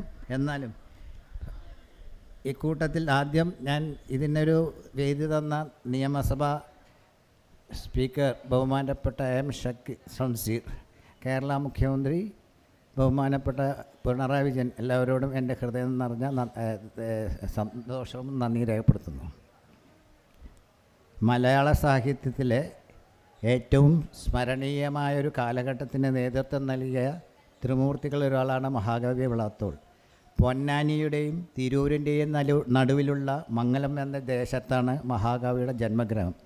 1878 ഒക്ടോബർ 16 ജനനം. മാതാവ് കുട്ടിപ്പാറുമ്മ, അച്ഛൻ ദാമോദരൻ ഇളയത്. അമ്മ 11 പ്രസവിച്ചെങ്കിലും 3 പേർ മാത്രമേ ബാക്കിയുണ്ടായിരുന്നുള്ളൂ. വള്ളത്തോളിൻ്റെ ഭാര്യയുടെ പേര് ചിറ്റഴി മാധവിയമ്മ.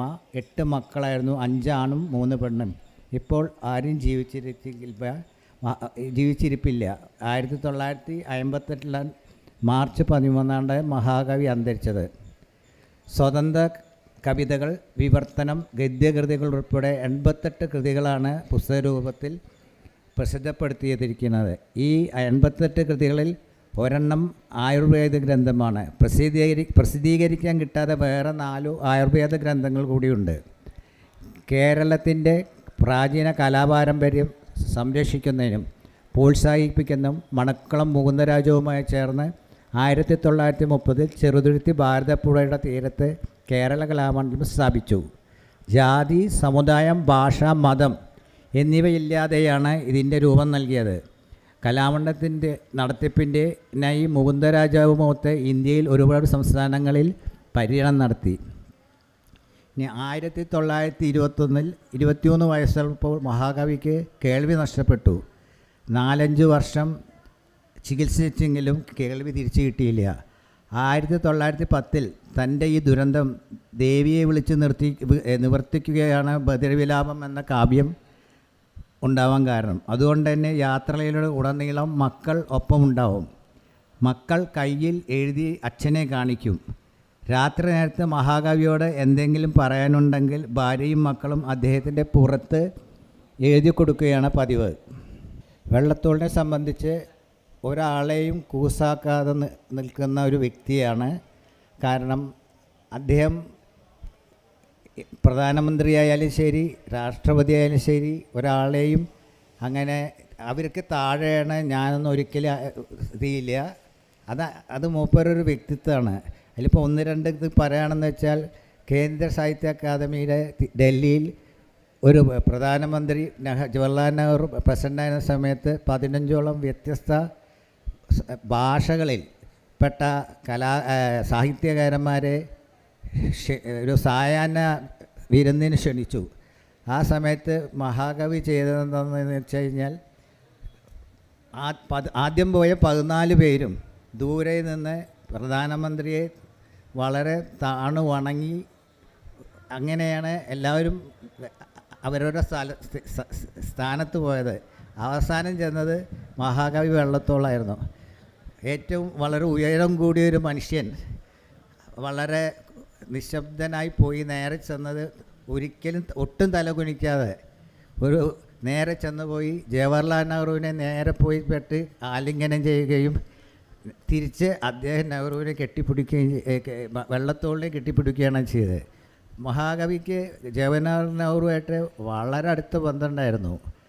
കലാമണ്ഡലം ജൂബിലിക്കാലത്ത് ആരെയാണ് കലാമണ്ഡലത്തിനെ കൊണ്ടുവരേണ്ടത് എന്നുള്ള ശക്തമായ നിർദ്ദേശം വന്നപ്പോൾ കേരളത്തിൽ ആരെങ്കിലും മതി എന്നുള്ളതാണ് നിർദ്ദേശം മറ്റുള്ള അംഗങ്ങൾ പറഞ്ഞെങ്കിലും മഹാകവി അതൊരിക്കലും അംഗീകരിക്കാൻ സമ്മതിച്ചില്ല. മഹാകവിയെ സംബന്ധിച്ച് പറഞ്ഞത് ഞാൻ ജവഹർലാൽ നെഹ്റുവിനെ പ്രധാനമന്ത്രി ഇവിടെ എത്തിക്കുന്നതാണ്. മറ്റംഗങ്ങൾക്ക് സമ്മതമായില്ലെങ്കിലും ഒടുവിൽ മഹാകവിയുടെ നിർബന്ധത്തെ അവർ സമ്മതിച്ചു. മഹാകവി നേരെ വേറൊരാളെയും കൂട്ടി നേരെ ഡൽഹിയിൽ പോയി ജവഹർലാൽ നെഹ്റുവിനെ പറഞ്ഞു. അദ്ദേഹം പറഞ്ഞു ഞാനവിടെ എത്തിയിരിക്കും. അദ്ദേഹം ചെറുതുരുത്തി വന്ന് കലാമണ്ഡലത്തിൽ വന്ന് 1 മണിക്കൂറോളാണ് ഇതെല്ലാം ആസ്വദിച്ച് തിരിച്ചു പോയത്. അങ്ങനെ വേറെ പറയാച്ചാൽ ഇവിടെ കേരളം സംസ്ഥാന രൂപീകരണ ദിവസം ആ ദിവസം തിരുവനന്തപുരത്ത് ഒരു വലിയ സമ്മേളനമുണ്ട്. ഗവൺമെൻറ്റിൻ്റെ ഔദ്യോഗിക സമ്മേളനമായിരുന്നു. അതിൽ മഹാകവിയെ വിളിച്ച് ക്ഷണിച്ചിരുന്നു. പിന്നെ വിശേഷപ്പെട്ട 2 വ്യക്തികളാണ് അപ്പോൾ സ്റ്റേജിലുണ്ടായിരുന്ന 2 റോയൽ കസേലകളാണ്. അപ്പോൾ മഹാകവി വന്നിട്ട് നേരെ ഒന്നിലാണ് ഇരുന്നത്. അപ്പോൾ അവിടെ ഇരുന്ന ആൾക്കാർ ആകെ അന്തം വിട്ടുപോയി. എന്ത് ചെയ്യും, എങ്ങനെ മഹാകവി എഴുന്നേൽപ്പിക്കുന്നത് ഒരാൾക്കും പറയാൻ ധൈര്യമില്ല. മഹാകവി അതാണ് അങ്ങേരത്. അങ്ങേർക്ക് ഒരാളെയും കൂസലില്ല. ഇനിയിപ്പോൾ പ്രധാനമന്ത്രി ആയാലും പ്രസിഡൻ്റ് ആയാലും ശരി അതില്ല. ഒടുവിൽ അവസാനം ഇവർ എന്താ ചെയ്തെന്ന് വെച്ചാൽ ഓടിച്ചെന്ന് മഹാകവി വേറൊരു ചെയർ കൊണ്ടുവന്ന്, ഒന്ന് രാമകൃഷ്ണ റാവു ആണെന്ന് തോന്നുന്നു, മറ്റേത് അന്നത്തെ ചീഫ് സെക്രട്ടറി ആരുമായിരുന്നു. ഇവർക്ക് 2 പേർക്കാണ് ആ ചെയർ ഉണ്ടായിരുന്നത്. ഒടുവിൽ അവർക്ക് അത് ചെയ്യേണ്ടി വന്നു എന്നുള്ള അതാണ് അദ്ദേഹത്തിൻ്റെ സ്വഭാവം. പിന്നെ അദ്ദേഹം ഈ കലാമണ്ഡലത്തിന് വേണ്ടി ഒരുപാട് പുസ്തകങ്ങൾ ഈ ഋഗ്വേദമെല്ലാം തലയിൽ ചുമന്നാണ് ഓരോ സംസ്ഥാനങ്ങളും പോയി വിറ്റ് നടന്നിരുന്നത് ഫണ്ട് സംഭരിക്കാൻ. പിന്നെ മഹാകവിയെ സംബന്ധിച്ച് മഹാകവി ദരിദ്രനായിരുന്നു ഒരിക്കലും. കാരണം ഈ കവിത എഴുതിയിട്ട് വേണം. പിന്നെ ഒരിക്കലും മഹാകവിയുടെ കുടുംബം തന്നെ ഒന്നും ആഗ്രഹിച്ചിട്ടില്ല എന്നുള്ളതാണ്. ഇപ്പോഴും പറയും അന്ന് തൃശ്ശൂരൊരു മക്കൾക്കൊക്കെ കുറച്ച് സ്ഥലം വാങ്ങിയിട്ടിരുന്നു വെച്ചാൽ ഒരുപാട് പേര് രക്ഷപ്പെട്ടതെന്ന്. അതുപോലെ മഹാകവിയുടെ മക്കളും തന്നെ ഒരിക്കലും അതിന് ഒപ്പം നിൽക്കണ ആളല്ല, മഹാകവിയുടെ ഒപ്പം ചേർന്ന് നിൽക്കണ. സത്യം പറച്ചാൽ അവരൊക്കെ ഒരു ഇടതുപക്ഷത്തിൻ്റെ വളരെ ഇതായിട്ടുള്ള ആൾക്കാരും കൂടിയാണ്. അപ്പോൾ ഒരിക്കലും അച്ഛൻ പറയണത് എന്താ വെച്ചാൽ അങ്ങേയറ്റം അനുസരിക്കുക, അല്ലാതെ കുറച്ച് അവിടെ സ്ഥലം ഇതില്ല. ഇപ്പോൾ വെള്ളത്തോൾ വീട് തന്നെ മഹാകവിക്ക് ശേഷം ഇപ്പോൾ മ്യൂസിയമാക്കി മാറിയിരിക്കുകയാണ്. അത് ഗവൺമെൻറ് അടുത്ത് വളരെ തുച്ഛമായ വിലയ്ക്കാണ് കൊടുത്തത്. അതിലാർക്കും മക്കൾക്കൊന്നും പരിഭവം ഉണ്ടായിരുന്നില്ല. കാരണം അവരങ്ങനെയാണ് വളർന്നത്. ഇപ്പോൾ വെള്ളത്തോളിൻ്റെ ഭാര്യയാണെന്ന് വെച്ച് കഴിഞ്ഞാൽ വളരെ ചെറിയൊരു സ്ത്രീയാണ്. അവർ മരിച്ചത് 100 വയസ്സ് തികയുന്നതിൻ്റെ 7 ദിവസം മുമ്പ്. ഒരു പക്ഷേ ഇന്നത്തെ കുട്ടികൾക്കൊക്കെ അത്ഭുതം തോന്നും. ആ സ്ത്രീയെ ഇത്രയുള്ളൂ പറഞ്ഞിട്ടില്ല, അത്ര ഭയങ്കര എന്താ പറയുക ഒരു ഇതായിട്ടുള്ള സ്ത്രീയാണ്. അവരുടെ മുമ്പിൽ ഒരാൾ എതിര് പറയില്ല. മക്കൾ പോലും അവരുടെ മുന്നിൽ വെച്ചിട്ട് എതിർത്തിട്ട് അവർ സംസാരിക്കില്ല എന്നുള്ളതാണ്. അത്രയും പേടിയായിരുന്നു കുട്ടികൾക്ക്. മാത്രമല്ല എത്രയോ പ്രായമായ മക്കൾക്ക് പോലും അവർക്കാണെന്ന് വെച്ചാൽ മുത്തശ്ശിക്കൽ വലിയ നിർബന്ധമായിരുന്നു. വെക്കേഷൻ കാലത്ത് എല്ലാ കൊച്ചുമക്കളും വീട്ടിലിരുന്ന് ഉണ്ടാവണം നിർബന്ധമായിരുന്നു. അവർക്ക് കുട്ടികൾ വെക്കേഷൻ സമയത്ത് ഉണ്ടാവണം, മക്കളോട് പറയും എല്ലാവരും വിളിച്ച് കൊണ്ടുപോകണം. അവരങ്ങനെയാണ്. പിന്നെ ഞങ്ങളുടെ വീട്ടിലെങ്ങനെ വെച്ചാൽ അവിടെ ജാതിയില്ല, മതമില്ല, ഒന്നുമില്ല. ആരൊക്കെയോ വരുന്നു, ആരൊക്കെ ഭക്ഷണം കഴിക്കണു ആരും അറിയാനില്ല. കാരണം അത് വെള്ളത്തോളിനുമില്ല, വെള്ളത്തോണ്ട് ഭാര്യയ്ക്കും ഇല്ല, മക്കൾക്കും ഉണ്ടായിരുന്നില്ല. ആരൊക്കെ വരുന്നു അതിൽ ജാതി മതമൊന്നും നോക്കാനില്ല, വരുന്നു പോകുന്നു എന്നല്ലാതെ ഒന്നുമില്ല. പിന്നെ വെള്ളത്തോൾ ഒരു പോളണ്ടിലെ ഒരു ലോകസമാധാന കൗൺസിലിൻ്റെ മീറ്റിങ്ങിൽ ക്ഷണിച്ചിരുന്നു. അപ്പോൾ അന്ന് വിസ പിന്നെ മഹാകവിയുടെ ഒരു മകനുമാണ് വിസ കൊടുത്തത്. അപ്പോൾ ഈ വാഴ്സയിലേക്ക് പോണ വഴി ട്രെയിനിൽ വഴിയിൽ എവിടെ വെച്ചിട്ട് ട്രെയിൻ നിന്നു. അപ്പോൾ ഈ മകൻ ചായ വാങ്ങാൻ ഇറങ്ങി കൂടെ വത് അവിടെ എന്ത് പറ്റിയെന്ന് വെച്ചാൽ ഈ ട്രെയിൻ രണ്ടായി ഭാഗിച്ചു പെട്ടെന്ന്. മഹാകവി ഇരിക്കുന്ന ട്രെയിൻ ഒരു ഭാഗത്തേക്കും മകൻ ഇരിക്കണത്. പിന്നെ മഹാകവിയെ സംബന്ധിച്ച് ചെവി കേൾക്കില്ല, ഇംഗ്ലീഷ് പറയാറിയില്ല. അങ്ങേരു മഹാകവി ഒറ്റയ്ക്ക് ഇവിടെ ജനീവയിൽ ഇറങ്ങി അവിടെ എന്താണ് പറയുക സ്റ്റേഷനിൽ ഈ പെട്ടിയും തൂക്കി അവിടെ ഇരിക്കുകയായിരുന്നു. അന്ന് ജനീവയുടെ അവിടെ അംബാസഡർ ശ്രീ ബി കുമാറായിരുന്നു. അവർക്കാർക്ക് അകത്ത് വരാൻ പറ്റിയില്ല. അദ്ദേഹത്തിൻ്റെ ഭാര്യ വരികയും മഹാകവിയെ അങ്ങനെ അവിടേക്ക് അവരുടെ വീട്ടിലേക്ക് കൊണ്ടുപോവുകയും ചെയ്തു. അങ്ങനെ എന്താ പറയുക യാതൊരു മൂപ്പർക്ക് വിഷമൊന്നും ഉണ്ടായില്ല, അങ്ങനെ സംഭവിച്ചു എന്ന് പറഞ്ഞു. ഏതായാലും എനിക്കിങ്ങനെ ഒരു അവസരം തരുന്ന എല്ലാവരോടും എൻ്റെ ഹൃദയം നന്ദി, നമസ്കാരം.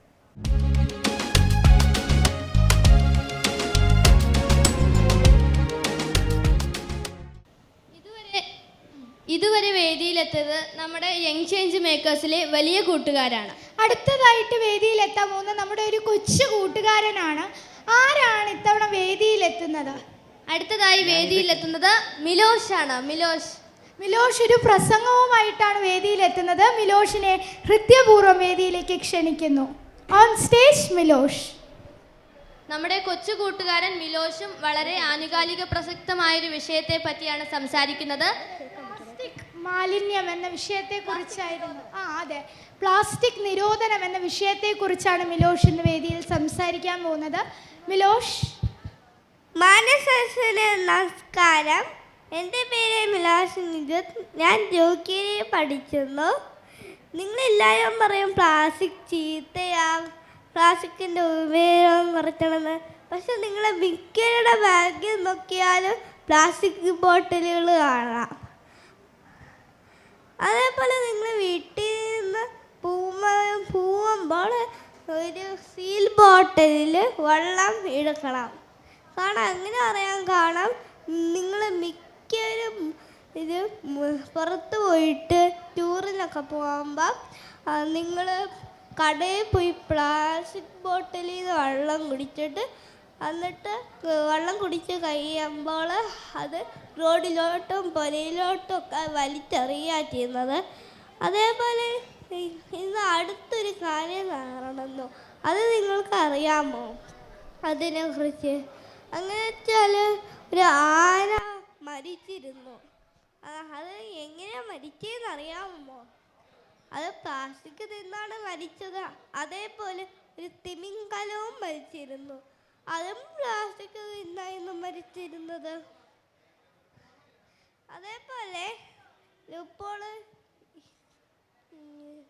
നിങ്ങളെല്ലാവരും ഇപ്പോൾ ഞാൻ ഇവിടെ വന്നപ്പോഴും കണ്ടത് പ്ലാസ്റ്റിക് ബോട്ടിലാണ്. അവിടെ പ്ലാസ്റ്റിക് ബോട്ടിലുകളുണ്ട്. നിങ്ങൾ ഒന്നിച്ച് റീയൂസ് ചെയ്യണം, അല്ലെങ്കിൽ റീസൈക്കിൾ ചെയ്യണം. അതേപോലെ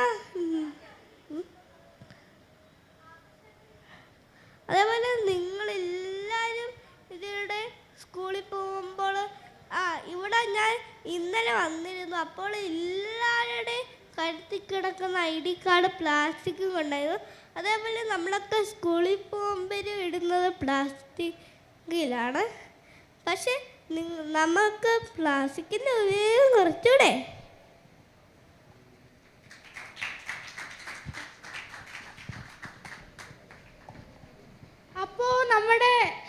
നന്നായിട്ടാണല്ലേ നമ്മുടെ കൊച്ചു കൂട്ടുകാരൻ വരെ സംസാരിച്ചത്. നമ്മുടെ ഇമ്മണി കൂട്ടുകാരനൊരു വലിയ കയ്യടി ഏവരും കൊടുത്തേ. അടുത്തതായിട്ടൊരു മോണോ ആക്ട് ആണ് അവതരിപ്പിക്കാൻ പോകുന്നത്. എന്താണ് അതിൻ്റെ ഒരു വിഷയം എന്ന് പറയുന്നത് ശ്രീലക്ഷ്മി? കൂട്ടുകാരെ, യുദ്ധം നാം എന്നും കേൾക്കുന്ന ഒരു വാക്കാണല്ലേ ഇത്. ഇസ്രായേൽ ഹമാസ് യുദ്ധവും റഷ്യ ഉക്രൈൻ യുദ്ധവും അങ്ങനെയെല്ലാം. ശരിയാണ്, യുദ്ധം ഏറ്റവും കൂടുതൽ ബാധിക്കുന്നതും നമ്മൾ കുട്ടികളെ തന്നെയാണ്. ആൻ ഫ്രാങ്ക് ആയാലും ഒക്കെ നാം ഏവരും കേട്ടിട്ടുള്ളതാണ്. അപ്പോൾ അടുത്തതായിട്ട് ആരാണ് വേദിയിലെത്തുന്നത്? യുദ്ധവിരുദ്ധതയുടെ ഒരു മോണോ ആക്ട് നമുക്കായി അവതരിപ്പിക്കുന്നത് സെൻറ് തോമസ് മുക്കോലക്കലിലെ +1 വിദ്യാർത്ഥിയായ ആദർശ് SM ആണ്. ആദർശിനെ ഹൃദയപൂർവ്വം വേദിയിലേക്ക് ക്ഷണിക്കുന്നു. On stage Adarsh. നമസ്കാരം. മാന്യ സദസ്സിന് വന്ദനം. അശുദ്ധമാ നഹത. ഇത് അശുദ്ധമാവിന്റെ ബ്രഹ്മാസ്ത്ര പ്രയോഗം. അർജുന, തടുക്കാൻ കഴിയുമെങ്കിൽ തടുക്കണേ. കൃഷ്ണ, ഭീരുവായ അർജുനൻ അവന്റെ അസ്ത്രം പിൻവലിച്ചിരിക്കുന്നു. പക്ഷേ ഞാനില്ല. എന്റെ അസ്ത്രം അഭിമന്യുവിന്റെ ഭാര്യയായ ഉത്തരയുടെ ഗർഭപാത്രത്തിൽ പതിക്കട്ടെ. യുദ്ധങ്ങൾ എക്കാലത്തും വേട്ടയാടുന്നത് കുഞ്ഞുങ്ങളെയാണ്. യുദ്ധം യുദ്ധം യുദ്ധം. Forward March. നിങ്ങൾ ഇവിടം വിട്ട് ഒഴിഞ്ഞു പോവുക. എല്ലാ അതിർത്തികളും പൂട്ടിയിട്ട് കരയുദ്ധം ആരംഭിക്കാൻ പോകുന്നു. ഇവിടം വിട്ട് ഒഴിഞ്ഞു പോവുക. ഇത് ഇസ്രായേലിന്റെ അന്ത്യശാസനം. ഒഴിഞ്ഞു പോവുക. നിങ്ങൾ ആരും പേടിക്കണ്ട. ഞാൻ UN സമാധാന സേനാംഗമാണ്. നിങ്ങൾ UN അഭയാർത്ഥി ക്യാമ്പിലാണ്. മോനെ സനുൻ, നീ ഒട്ടും പേടിക്കണ്ട. കുട്ടികളെ ആരും ആക്രമിക്കില്ല. സ്കൂളുകളെയും അഭയാർത്ഥി ക്യാമ്പുകളെയും ആശുപത്രികളെയും അവർ ആക്രമിക്കുകയില്ല. നോക്കൂ, എൻ്റെ കയ്യിലെ ഈ വെള്ള പതാക ഞാൻ ഉയർത്തി വീശുന്നുണ്ട്. അവർ നമ്മളെ ആക്രമിക്കുകയില്ല.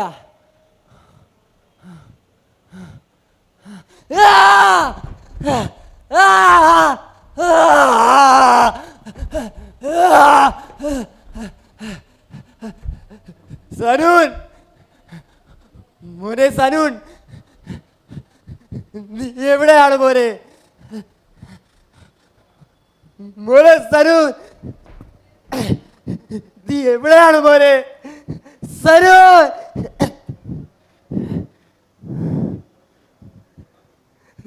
സനൂൻ, മോനെ സനൂൻ, നിന്നെ എനിക്ക് രക്ഷിക്കാനായില്ലല്ലോ മോനെ. നിന്നെ പോലുള്ള കുഞ്ഞുങ്ങൾക്ക് വേണ്ടിയാണ് ഞാൻ ഗാസയിലേക്ക് വന്നത്, UN സമാധാന സേനാംഗമായത്. ഞാനും 2 കുട്ടികളുടെ അമ്മയാണ്. അവർ എൻ്റെ രാജ്യത്ത് സുരക്ഷിതരാണ്. എനിക്ക് നിന്നെ രക്ഷിക്കാനായില്ലല്ലോ മോനെ. മോനെ സനൂൻ, സനൂൻ, നിങ്ങൾ ഇവിടം വിട്ട് ഒഴിഞ്ഞു പോവുക. എല്ലാ അതിർത്തികളും പൂട്ടിയിട്ട് കരയുദ്ധം ആരംഭിക്കാൻ പോകുന്നു. ഇത് പട്ടാളത്തിന്റെ അന്ത്യശാസനം. ഒഴിഞ്ഞു പോവുക.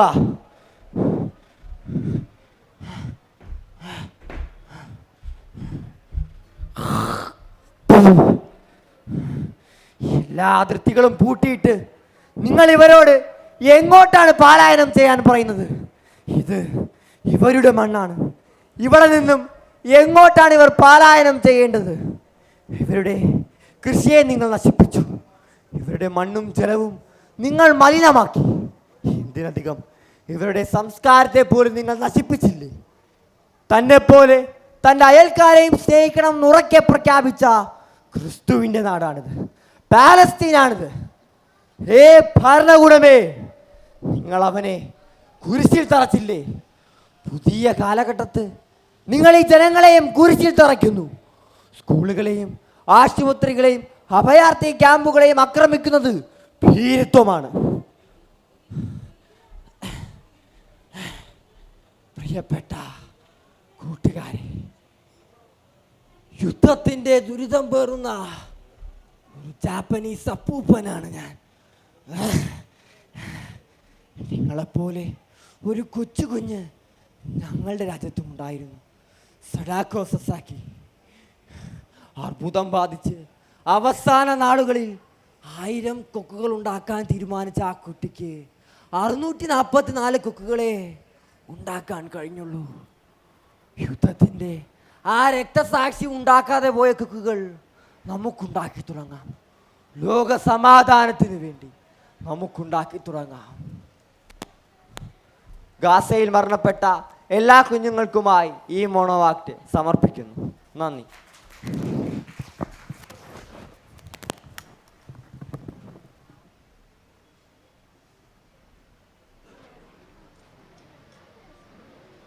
കൂട്ടുകാരെ, ഈ മോണാക്ട് വളരെ മനോഹരമായിരുന്നു അല്ലേ? ഇതിൽ നിന്ന് നമുക്ക് മനസ്സിലാക്കാൻ സാധിക്കുന്നത് യുദ്ധം ഉണ്ടാക്കുന്നത് മഹാനാശമാണ്. സകലതും നഷ്ടപ്പെട്ടവരുടെ കഠിന ദുഃഖമാണ്. ചോരയുടെയും കണ്ണീരിൻ്റെയും മഹാപ്രവാഹമാണ്. അടുത്തതായിട്ട് എന്താണ്? നമ്മൾക്കൊരു പ്രസംഗമാണ് അടുത്തതായിട്ട്. നിധി പി ആണ് പ്രസംഗം അവതരിപ്പിക്കാൻ വേദിയിലെത്തുന്നത്. കുട്ടികൾ നേരിടുന്ന വെല്ലുവിളികൾ എന്നാണ് പ്രസംഗത്തിൻ്റെ വിഷയം. നിധിയെ വേദിയിലേക്ക് ക്ഷണിക്കുന്നു. ഓൺ സ്റ്റേജ് നിധി.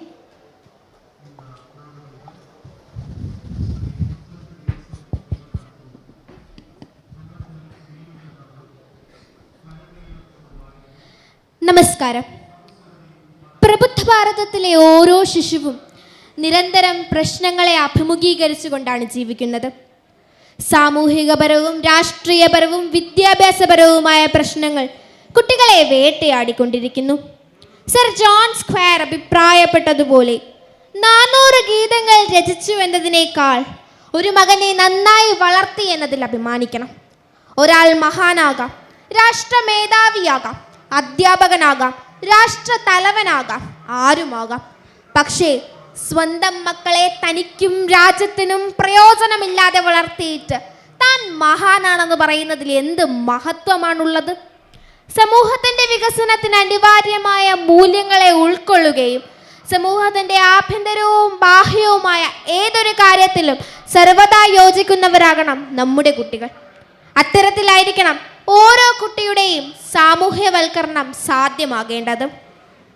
എന്നാൽ ഇന്ന് ശിശു വളർച്ചയുടെ സാമൂഹിക പുരോഗതിയെ സ്വപ്നം കാണുന്നതിനേക്കാൾ മറ്റേതെങ്കിലും മഹത്തായ വളർച്ചയെ സ്വപ്നം കാണുന്നതായിരിക്കും നല്ലത് എന്ന അവസ്ഥയിലേക്ക് മാറിക്കൊണ്ടിരിക്കുന്ന കാഴ്ചയാണ് നാം കണ്ടുകൊണ്ടിരിക്കുന്നത്.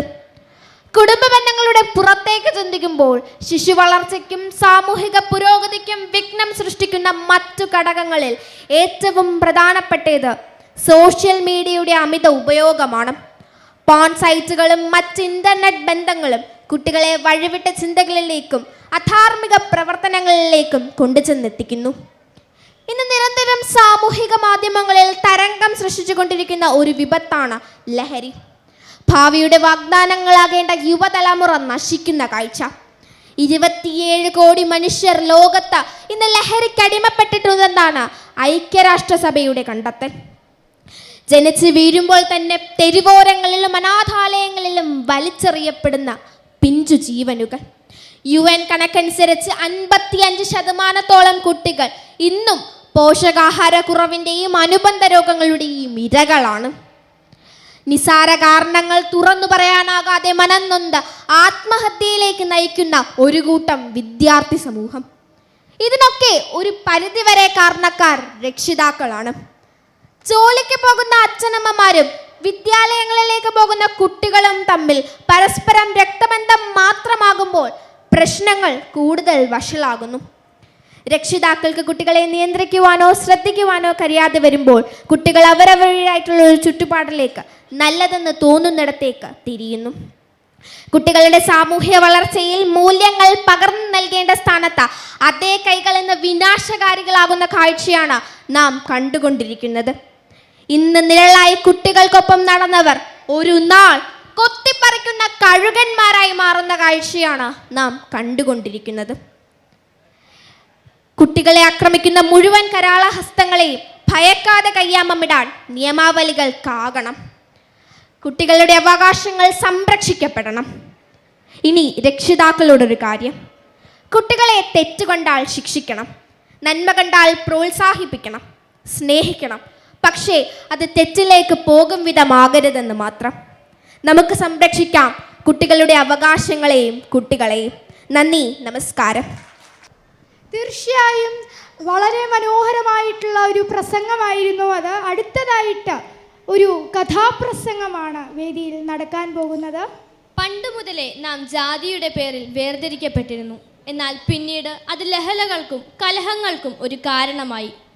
സ്വയം നാം താഴ്ന്ന ജാതിയിലുള്ളവരെക്കാൾ മികച്ചതാണെന്ന് നാം സ്വയം കരുതാൻ തുടങ്ങി. എന്നാൽ എല്ലാവരും ഒന്നാണ് സത്യം നാം മനസ്സിലാക്കേണ്ടിയിരിക്കുന്നു. ഇത്തവണ കഥാപ്രസംഗം അവതരിപ്പിക്കാൻ വേദിയിലെത്തുന്നത് മാർത്തായും റേബക്കയുമാണ്. റെബേക്കയും മാർത്തയും സ്നേഹപൂർവ്വം വേദിയിലേക്ക് ക്ഷണിക്കുന്നു. 2023 കുട്ടികളുടെ നേതാക്കളിൽ ഒരാളായിരുന്നു റെബേക്ക മറിയൻ ചാക്കോ. പൊതുവിദ്യാഭ്യാസ വകുപ്പിൻ്റെ USS സ്കോളർഷിപ്പിൽ ഗിഫ്റ്റഡ് ചൈൽഡായി തിരഞ്ഞെടുക്കപ്പെട്ട മാർത്ത മേരി ചാക്കോ ആണ് നമ്മോടൊപ്പം ചേരുന്നത്. On stage Martha and Rebecca. ഒരു വലിയ കയ്യടിയോടെ അവരെ സ്വാഗതം ചെയ്യും. വിഖ്യാത സാഹിത്യകാരിയും ബുക്കർ പ്രൈസ് ജേതാവുമായ അരുന്ധതി റോയുടെ പ്രശസ്ത നോവലായ The Ministry of Utmost Happiness, അതിൽ പരാമർശിക്കുന്ന ഒരു ഭാഗത്തിന്റെ സ്വതന്ത്ര കഥാപ്രസംഗ ആവിഷ്കാരം. ഒരു പട്ടാളക്കാരന്റെ 2 മരണം. തമിഴ്നാട്ടിലെ തഞ്ചാവൂർ ജില്ലയിലെ ഒരു ഗ്രാമം.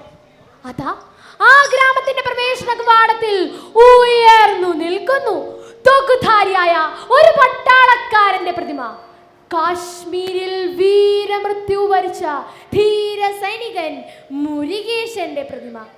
പിറന്ന മണ്ണിൻ മാനം കാക്കാൻ പൊരുതി മരിച്ചൊരു ധീരൻ. ഭാരതമൂവർണ്ണ കൊടി നെഞ്ചോടേറ്റു പിടിച്ചൊരു പൗരൻ.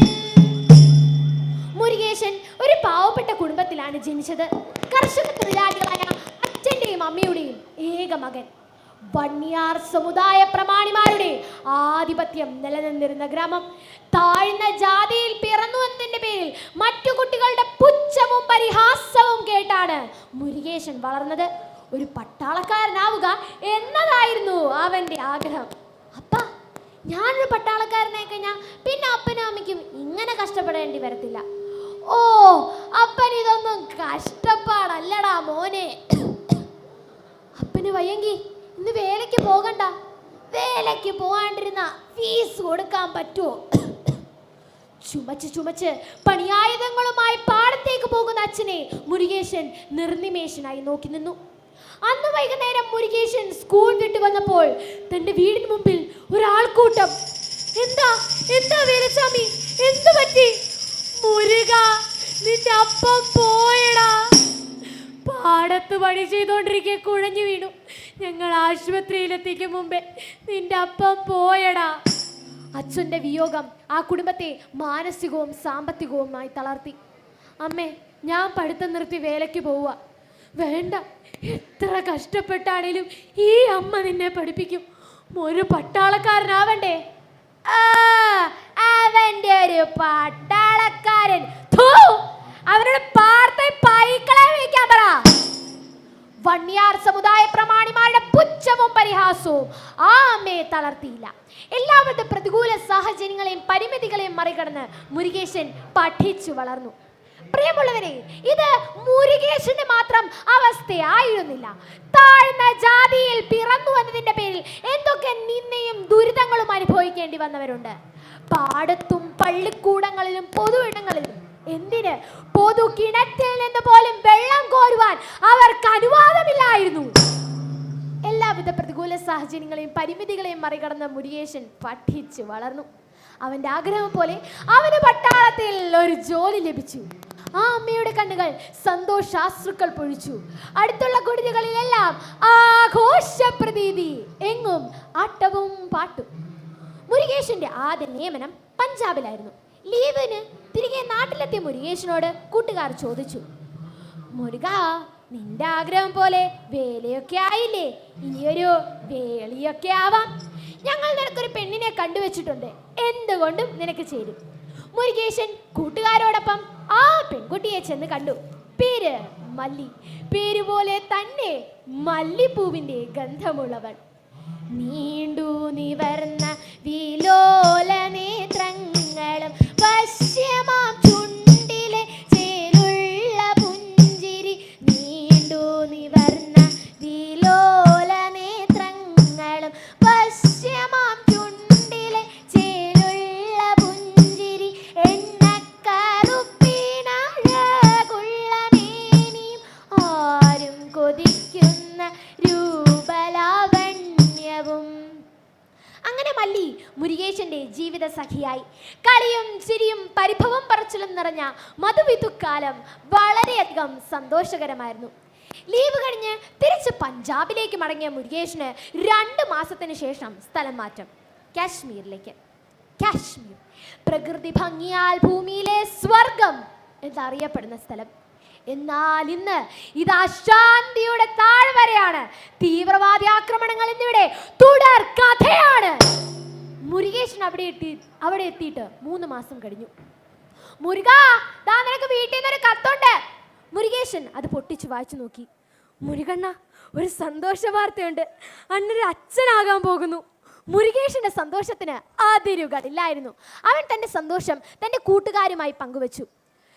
ലീവിന് അപേക്ഷ കൊടുക്കണം, പ്രസവ സമയത്ത് എനിക്ക് മല്ലിയുടെ അടുത്തുണ്ടാകണം, എനിക്ക് എൻ്റെ കുഞ്ഞിനെ കാണണം. അടുത്ത ദിവസം കാശ്മീരിലെ പുക്വാര താഴ്വരയിൽ കൂടി പെട്രോളിംഗ് നടത്തുകയായിരുന്നു മുരുകേശനും സംഘവും. അവർക്ക് നേരെ ഒരു തീവ്രവാദി ആക്രമണം. ബോംബുകളും ഗ്രനേഡുകളും പൊട്ടിച്ചെതറി. പിറന്ന മണ്ണിന്റെ മാനം കാക്കുവാനായി നമ്മുടെ സൈന്യം വീരോടെ പൊരുതി. 4 തീവ്രവാദികൾ തൽക്ഷണം കൊല്ലപ്പെട്ടു. ആ പോരാട്ടം അവിടെ അവസാനിച്ചു. മുരുകേശനും ബാക്കിയുള്ള സൈനികരും തിരിച്ച് സൈനിക ക്യാമ്പിലേക്ക് മടങ്ങുകയായിരുന്നു. പെട്ടെന്നാണ് ഉണ്ടായത് ഒരു ഉഗ്ര സ്ഫോടനം. ആ ജീപ്പ് ചിന്നിച്ചെതറി. മുരുകേശനും ബാക്കിയുള്ള പട്ടാളക്കാരും കൊല്ലപ്പെട്ടു. വിഘടന വിധ്വംസകരാം ഭീകരരോടെതിരിട്ടൊരു വീരൻ പ്രാണൻ വിട്ടുപിടയ്ക്കുമ്പോഴും വീറു പുലർത്തിയൊരിന്ത്യൻ. പ്രത്യേക രൂപകൽപ്പന ചെയ്ത പട്ടാളത്തിന്റെ ശവപ്പെട്ടിയിൽ മുരുകേശന്റെ മൃതദേഹവുമായി സൈന്യം മുരുകേശന്റെ ഗ്രാമത്തിലേക്ക് തിരിച്ചു. ഗ്രാമത്തിന്റെ പ്രവേശന കവാടത്തിൽ ആ വാഹനം വന്നു നിന്നു. റോഡിന്റെ ഇരുവശത്തു നിന്നും ഒരു കൂട്ടർ ആ വാഹനത്തിന് മുമ്പിലേക്ക് വന്നു. എന്നാൽ അത് രാജ്യത്തിന് വേണ്ടി ജീവൻ ത്യജിച്ച ആ ധീര സൈനികനെ കാണുവാനായിരുന്നില്ല. വണ്യാർ സമുദായ പ്രമാണിമാർ വിളിച്ചു പറഞ്ഞു, ഈ മൃതദേഹം ഈ വഴിയിലൂടെ കൊണ്ടുപോകാൻ ഞങ്ങൾ സമ്മതിക്കില്ല. ഒരു പട്ടാള മേധാവി മുമ്പോട്ട് വന്നു. എന്നിട്ട് പറഞ്ഞു, നിങ്ങൾ ഇതെന്താണ് പറയുന്നത്?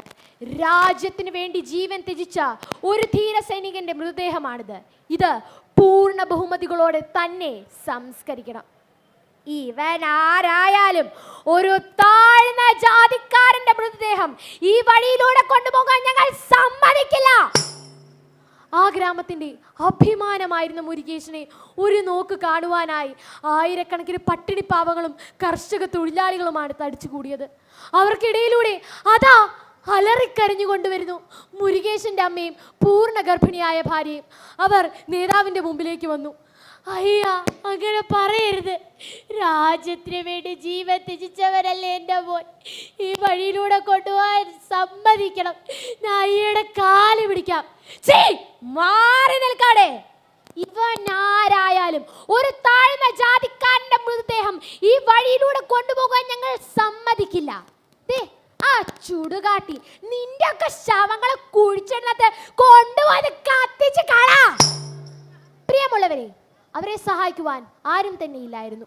നിയമമോ നിയമപാലകരോ ആരും തന്നെ.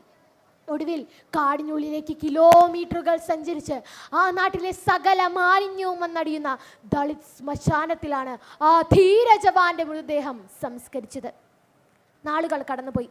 ആ കുടുംബത്തിൻ്റെ അവസ്ഥ ദയനീയമായിരുന്നു. രാജ്യത്തിന് വേണ്ടി പിടഞ്ഞു മരിച്ചവനാണല്ലോ തൻ്റെ മോനെന്നോർക്കുമ്പോൾ ആ അമ്മയ്ക്ക് അഭിമാനമായിരുന്നു. എന്നാൽ പിറക്കാനിരിക്കുന്ന തൻ്റെ കുഞ്ഞിനെ ഒരു നോക്ക് കാണുവാൻ പോലും തൻ്റെ പ്രിയപ്പെട്ടവനായില്ലല്ലോ എന്ന് ഓർക്കുമ്പോൾ മല്ലിക്ക് നെഞ്ചു പിടിക്കുന്ന വേദനയും. ഒടുവിൽ മല്ലി പ്രസവിച്ചു ഓമനത്തന്തുളുമ്പുന്ന ഒരാൺകുഞ്ഞിനെ. കാശ്മീരിലെ പുക്വാരയിൽ കൊല്ലപ്പെട്ട മുരുകേശന്റെ സ്മരണയ്ക്ക് ഒരു പ്രതിമ നിർമ്മിക്കുവാൻ സൈന്യം തീരുമാനിച്ചു. അതാ സിമന്റിൽ പണിതീർത്ത തോക്കുധാരിയായ ഒരു പട്ടാളക്കാരന്റെ പ്രതിമ. കാശ്മീരിൽ വീരമൃത്യു വരിച്ച ധീര സൈനികൻ മുരുകേശന്റെ പ്രതിമ. പിറന്ന മണ്ണിൻ മാനം കാക്കാൻ പൊരുതി മരിച്ചൊരു ധീരൻ, ഭാരതമൂവർണക്കൊടി നെഞ്ചോടേറ്റു പിടിച്ചൊരു പൗരൻ.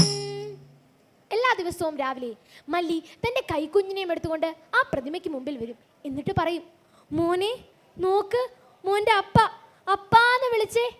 കനിവായിരുന്നെൻ്റെ കുഞ്ഞേ നിന്നച്ഛൻ സ്നേഹത്തിൻ സാഗരമായിരുന്നു. നിറവാർന്നൊരഞ്ഞോരാ സ്നേഹം നിത്യം നിറയെ പകർന്ന നല്ലച്ഛൻ. പടയാളിയെങ്കിലും അകതാരിലെപ്പോഴും ഉരുകുന്ന വെണ്ണയാണല്ലോ. മനസ്സൊരു മാൻപേട പൈതലാണല്ലോ. ഒരു ദിവസം മല്ലി നോക്കുമ്പോഴതാ ആ പ്രതിമയുടെ കയ്യിലിരിക്കുന്ന തോക്ക് കാണുവാനില്ല. മുരുകേശന്റെ കുടുംബം പോലീസിന് പരാതി നൽകി. എന്നാൽ പോലീസ് അതിനെ നിസാരമായി കണ്ടു. ഓ, വില കുറഞ്ഞ സിമന്റ് കൊണ്ടല്ലേ നിർമ്മിച്ചത്, അടർന്നു പോയതായിരിക്കും. എന്നാൽ അതായിരുന്നോ സത്യം? ഗ്രാമത്തിന്റെ പ്രവേശന കവാടത്തിൽ ഈ പ്രതിമ സ്ഥാപിച്ചത് പലർക്കും ദഹിച്ചിട്ടില്ല. അതിനേക്കാൾ പ്രശ്നം ആ തോക്കായിരുന്നു. ദളിതന്റെ കയ്യിലൊരായുധം, അതും തോക്ക്. കുറച്ചു ദിവസങ്ങൾക്ക് ശേഷം മുരുകേശന്റെ കുടുംബം നോക്കുമ്പോഴതാ ആ പ്രതിമയുടെ കൈയും തലയും ആരോ വെട്ടിമാറ്റിയിരിക്കുന്നു. പോലീസ് വീണ്ടും നിസ്സംഗത പാലിച്ചു. പ്രതിമ തകർക്കപ്പെട്ട വിഷയം ഗ്രാമത്തിലാകെ പടർന്നു. പ്രതിഷേധം, പണിമുടക്ക്, ലാത്തി ചാർജ്. ഒടുവിൽ ഒരു ജുഡീഷ്യൽ അന്വേഷണം നടത്താമെന്ന് അധികാരികൾ ഉറപ്പു നൽകി. എന്നാൽ ഒരന്വേഷണവും നടന്നില്ല. കയ്യും തലയുമില്ലാതെ ആ പ്രതിമ ആ ഗ്രാമത്തിന്റെ പ്രവേശന കവാടത്തിൽ അങ്ങനെ നിലകൊണ്ടു.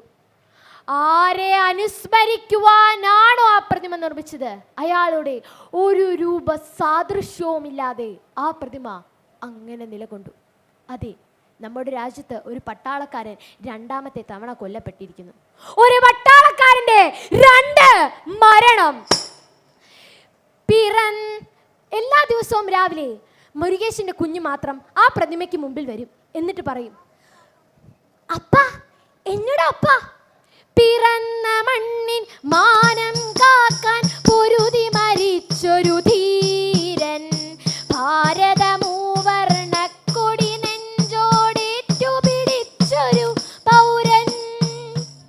അഭിവന്ദരെ, ജാതിയുടെയും മതത്തിൻ്റെയും വിഷവിത്തുകൾ ഇന്ന് നമ്മുടെ രാജ്യത്ത് പലയിടത്തായി മുളച്ചു വരികയാണ്.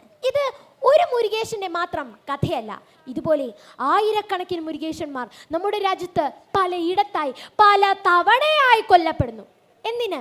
സൂര്യനസ്തമിക്കാത്ത സാമ്രാജ്യത്തെ സഹന സമരത്തിലൂടെ മുട്ടുകുത്തിച്ച നമ്മുടെ രാഷ്ട്രപിതാവായ ഗാന്ധിജിയുടെ ചിത്രത്തെ വരെ നിറയൊഴിക്കാൻ മടിക്കാത്ത ഹീനമായ പ്രവർത്തികളും നാം ഇന്ന് കണ്ടുവരുന്നു. ഉണരണം, സമൂഹ മനസാക്ഷി ഉണരണം. ജാതി മത ചിന്തകൾക്ക് അതീതമായി സ്നേഹവും സാഹോദര്യവും മതേതരത്വവും പുലരട്ടെ. അപ്പോൾ ഈ കിടിലമായിട്ടുള്ള ഈ പെർഫോമൻസിന് എല്ലാവരും ഒരു കിടിലം കയ്യടി കൊടുത്തേ. അങ്ങനെ നമ്മുടെ ചടങ്ങുകൾ അവസാനിക്കാറായിരിക്കുകയാണ്. അടുത്തതായി നമുക്ക് എന്നും വഴികാട്ടിയും മാർഗദീപവും കൊളുത്തുന്ന ഞങ്ങളുടെ ഏറ്റവും പ്രിയപ്പെട്ട ജയകുമാർ സാറിനെ, നമ്മുടെ യങ് ചേഞ്ച് മേക്കേഴ്സിന്റെ എല്ലാ പ്രവർത്തനങ്ങളിലും ഞങ്ങളോടൊപ്പം ചേർന്ന് നിന്ന് പ്രവർത്തിക്കുന്ന ഞങ്ങളുടെ എല്ലാമായിട്ടുള്ള സാറിനെ വേദിയിലേക്ക് ക്ഷണിക്കുന്നു. പ്രിയപ്പെട്ടവരെ, ഒരുപാട് സന്തോഷമുണ്ട്. യങ് ചേഞ്ച് മേക്കേഴ്സ് എന്ന് പറഞ്ഞ ഈ കുട്ടികൾ തിരുവനന്തപുരം ജില്ലയിലെ തിരുവനന്തപുരം തലസ്ഥാന നഗരിയിലെ വിവിധ സ്കൂളുകളിൽ കഴിഞ്ഞ 10 വർഷങ്ങളായി സംസ്ഥാന തലത്തിൽ ഒട്ടേറെ നേട്ടങ്ങൾ കൈവരിച്ച കുട്ടികളാണ്. യൂണിസെഫിൻ്റെ നേതൃത്വത്തിൽ, യൂണിസെഫ് നമുക്കറിയാം, സംസ്ഥാന തലത്തിൽ കുട്ടികൾക്ക് ദേശീയ തലത്തിലും അന്തർദേശീയ തലത്തിലും കുട്ടികളുടെ സമഗ്ര വികസനത്തിന് വേണ്ടി പ്രവർത്തിക്കുന്ന അന്താരാഷ്ട്ര സംഘടനയാണ്. അതിൻ്റെ നേതൃത്വത്തിൽ ഈ കുട്ടികൾക്ക് ഇത്രയും സമയം ഈ പരിപാടി അവതരിപ്പിക്കാൻ, അവരുടെ മികവുകൾ അവതരിപ്പിക്കാൻ ഒരു അവസരം ഒരുക്കി. നിയമസഭാ പുസ്തകോത്സവ വേദിയിൽ കഴിഞ്ഞ ദിവസങ്ങളിൽ ഇതിൽ പല കുട്ടികളും സംസ്ഥാന സ്കൂൾ കലോത്സവ വേദിയിൽ പങ്കെടുത്തുകൊണ്ട് എ ഗ്രേഡും 1ാം സമ്മാനമൊക്കെ നേടിയ കുട്ടികളാണ്. അവർക്ക് വീണ്ടും ഇവിടെ ഒരു വേദി ലഭിച്ചു. നിയമസഭാ പുസ്തകോത്സവ സംഘാടക സമിതിയോടും ഒപ്പം യൂണിസെഫിനോടുമുള്ള കുട്ടികളുടെ നന്ദി അറിയിക്കുന്നു. ഇനിയും തീർച്ചയായും ഇത്തരത്തിൽ ഇവരുടെ മികവുകൾ സംസ്ഥാന തലത്തിൽ മറ്റു കുട്ടികളുടെ മികവിനായി പ്രയോജനപ്പെടുത്താൻ കഴിയട്ടെ എന്ന് ആഗ്രഹിക്കുന്നു, ആശംസിക്കുന്നു. നന്ദി, നമസ്കാരം.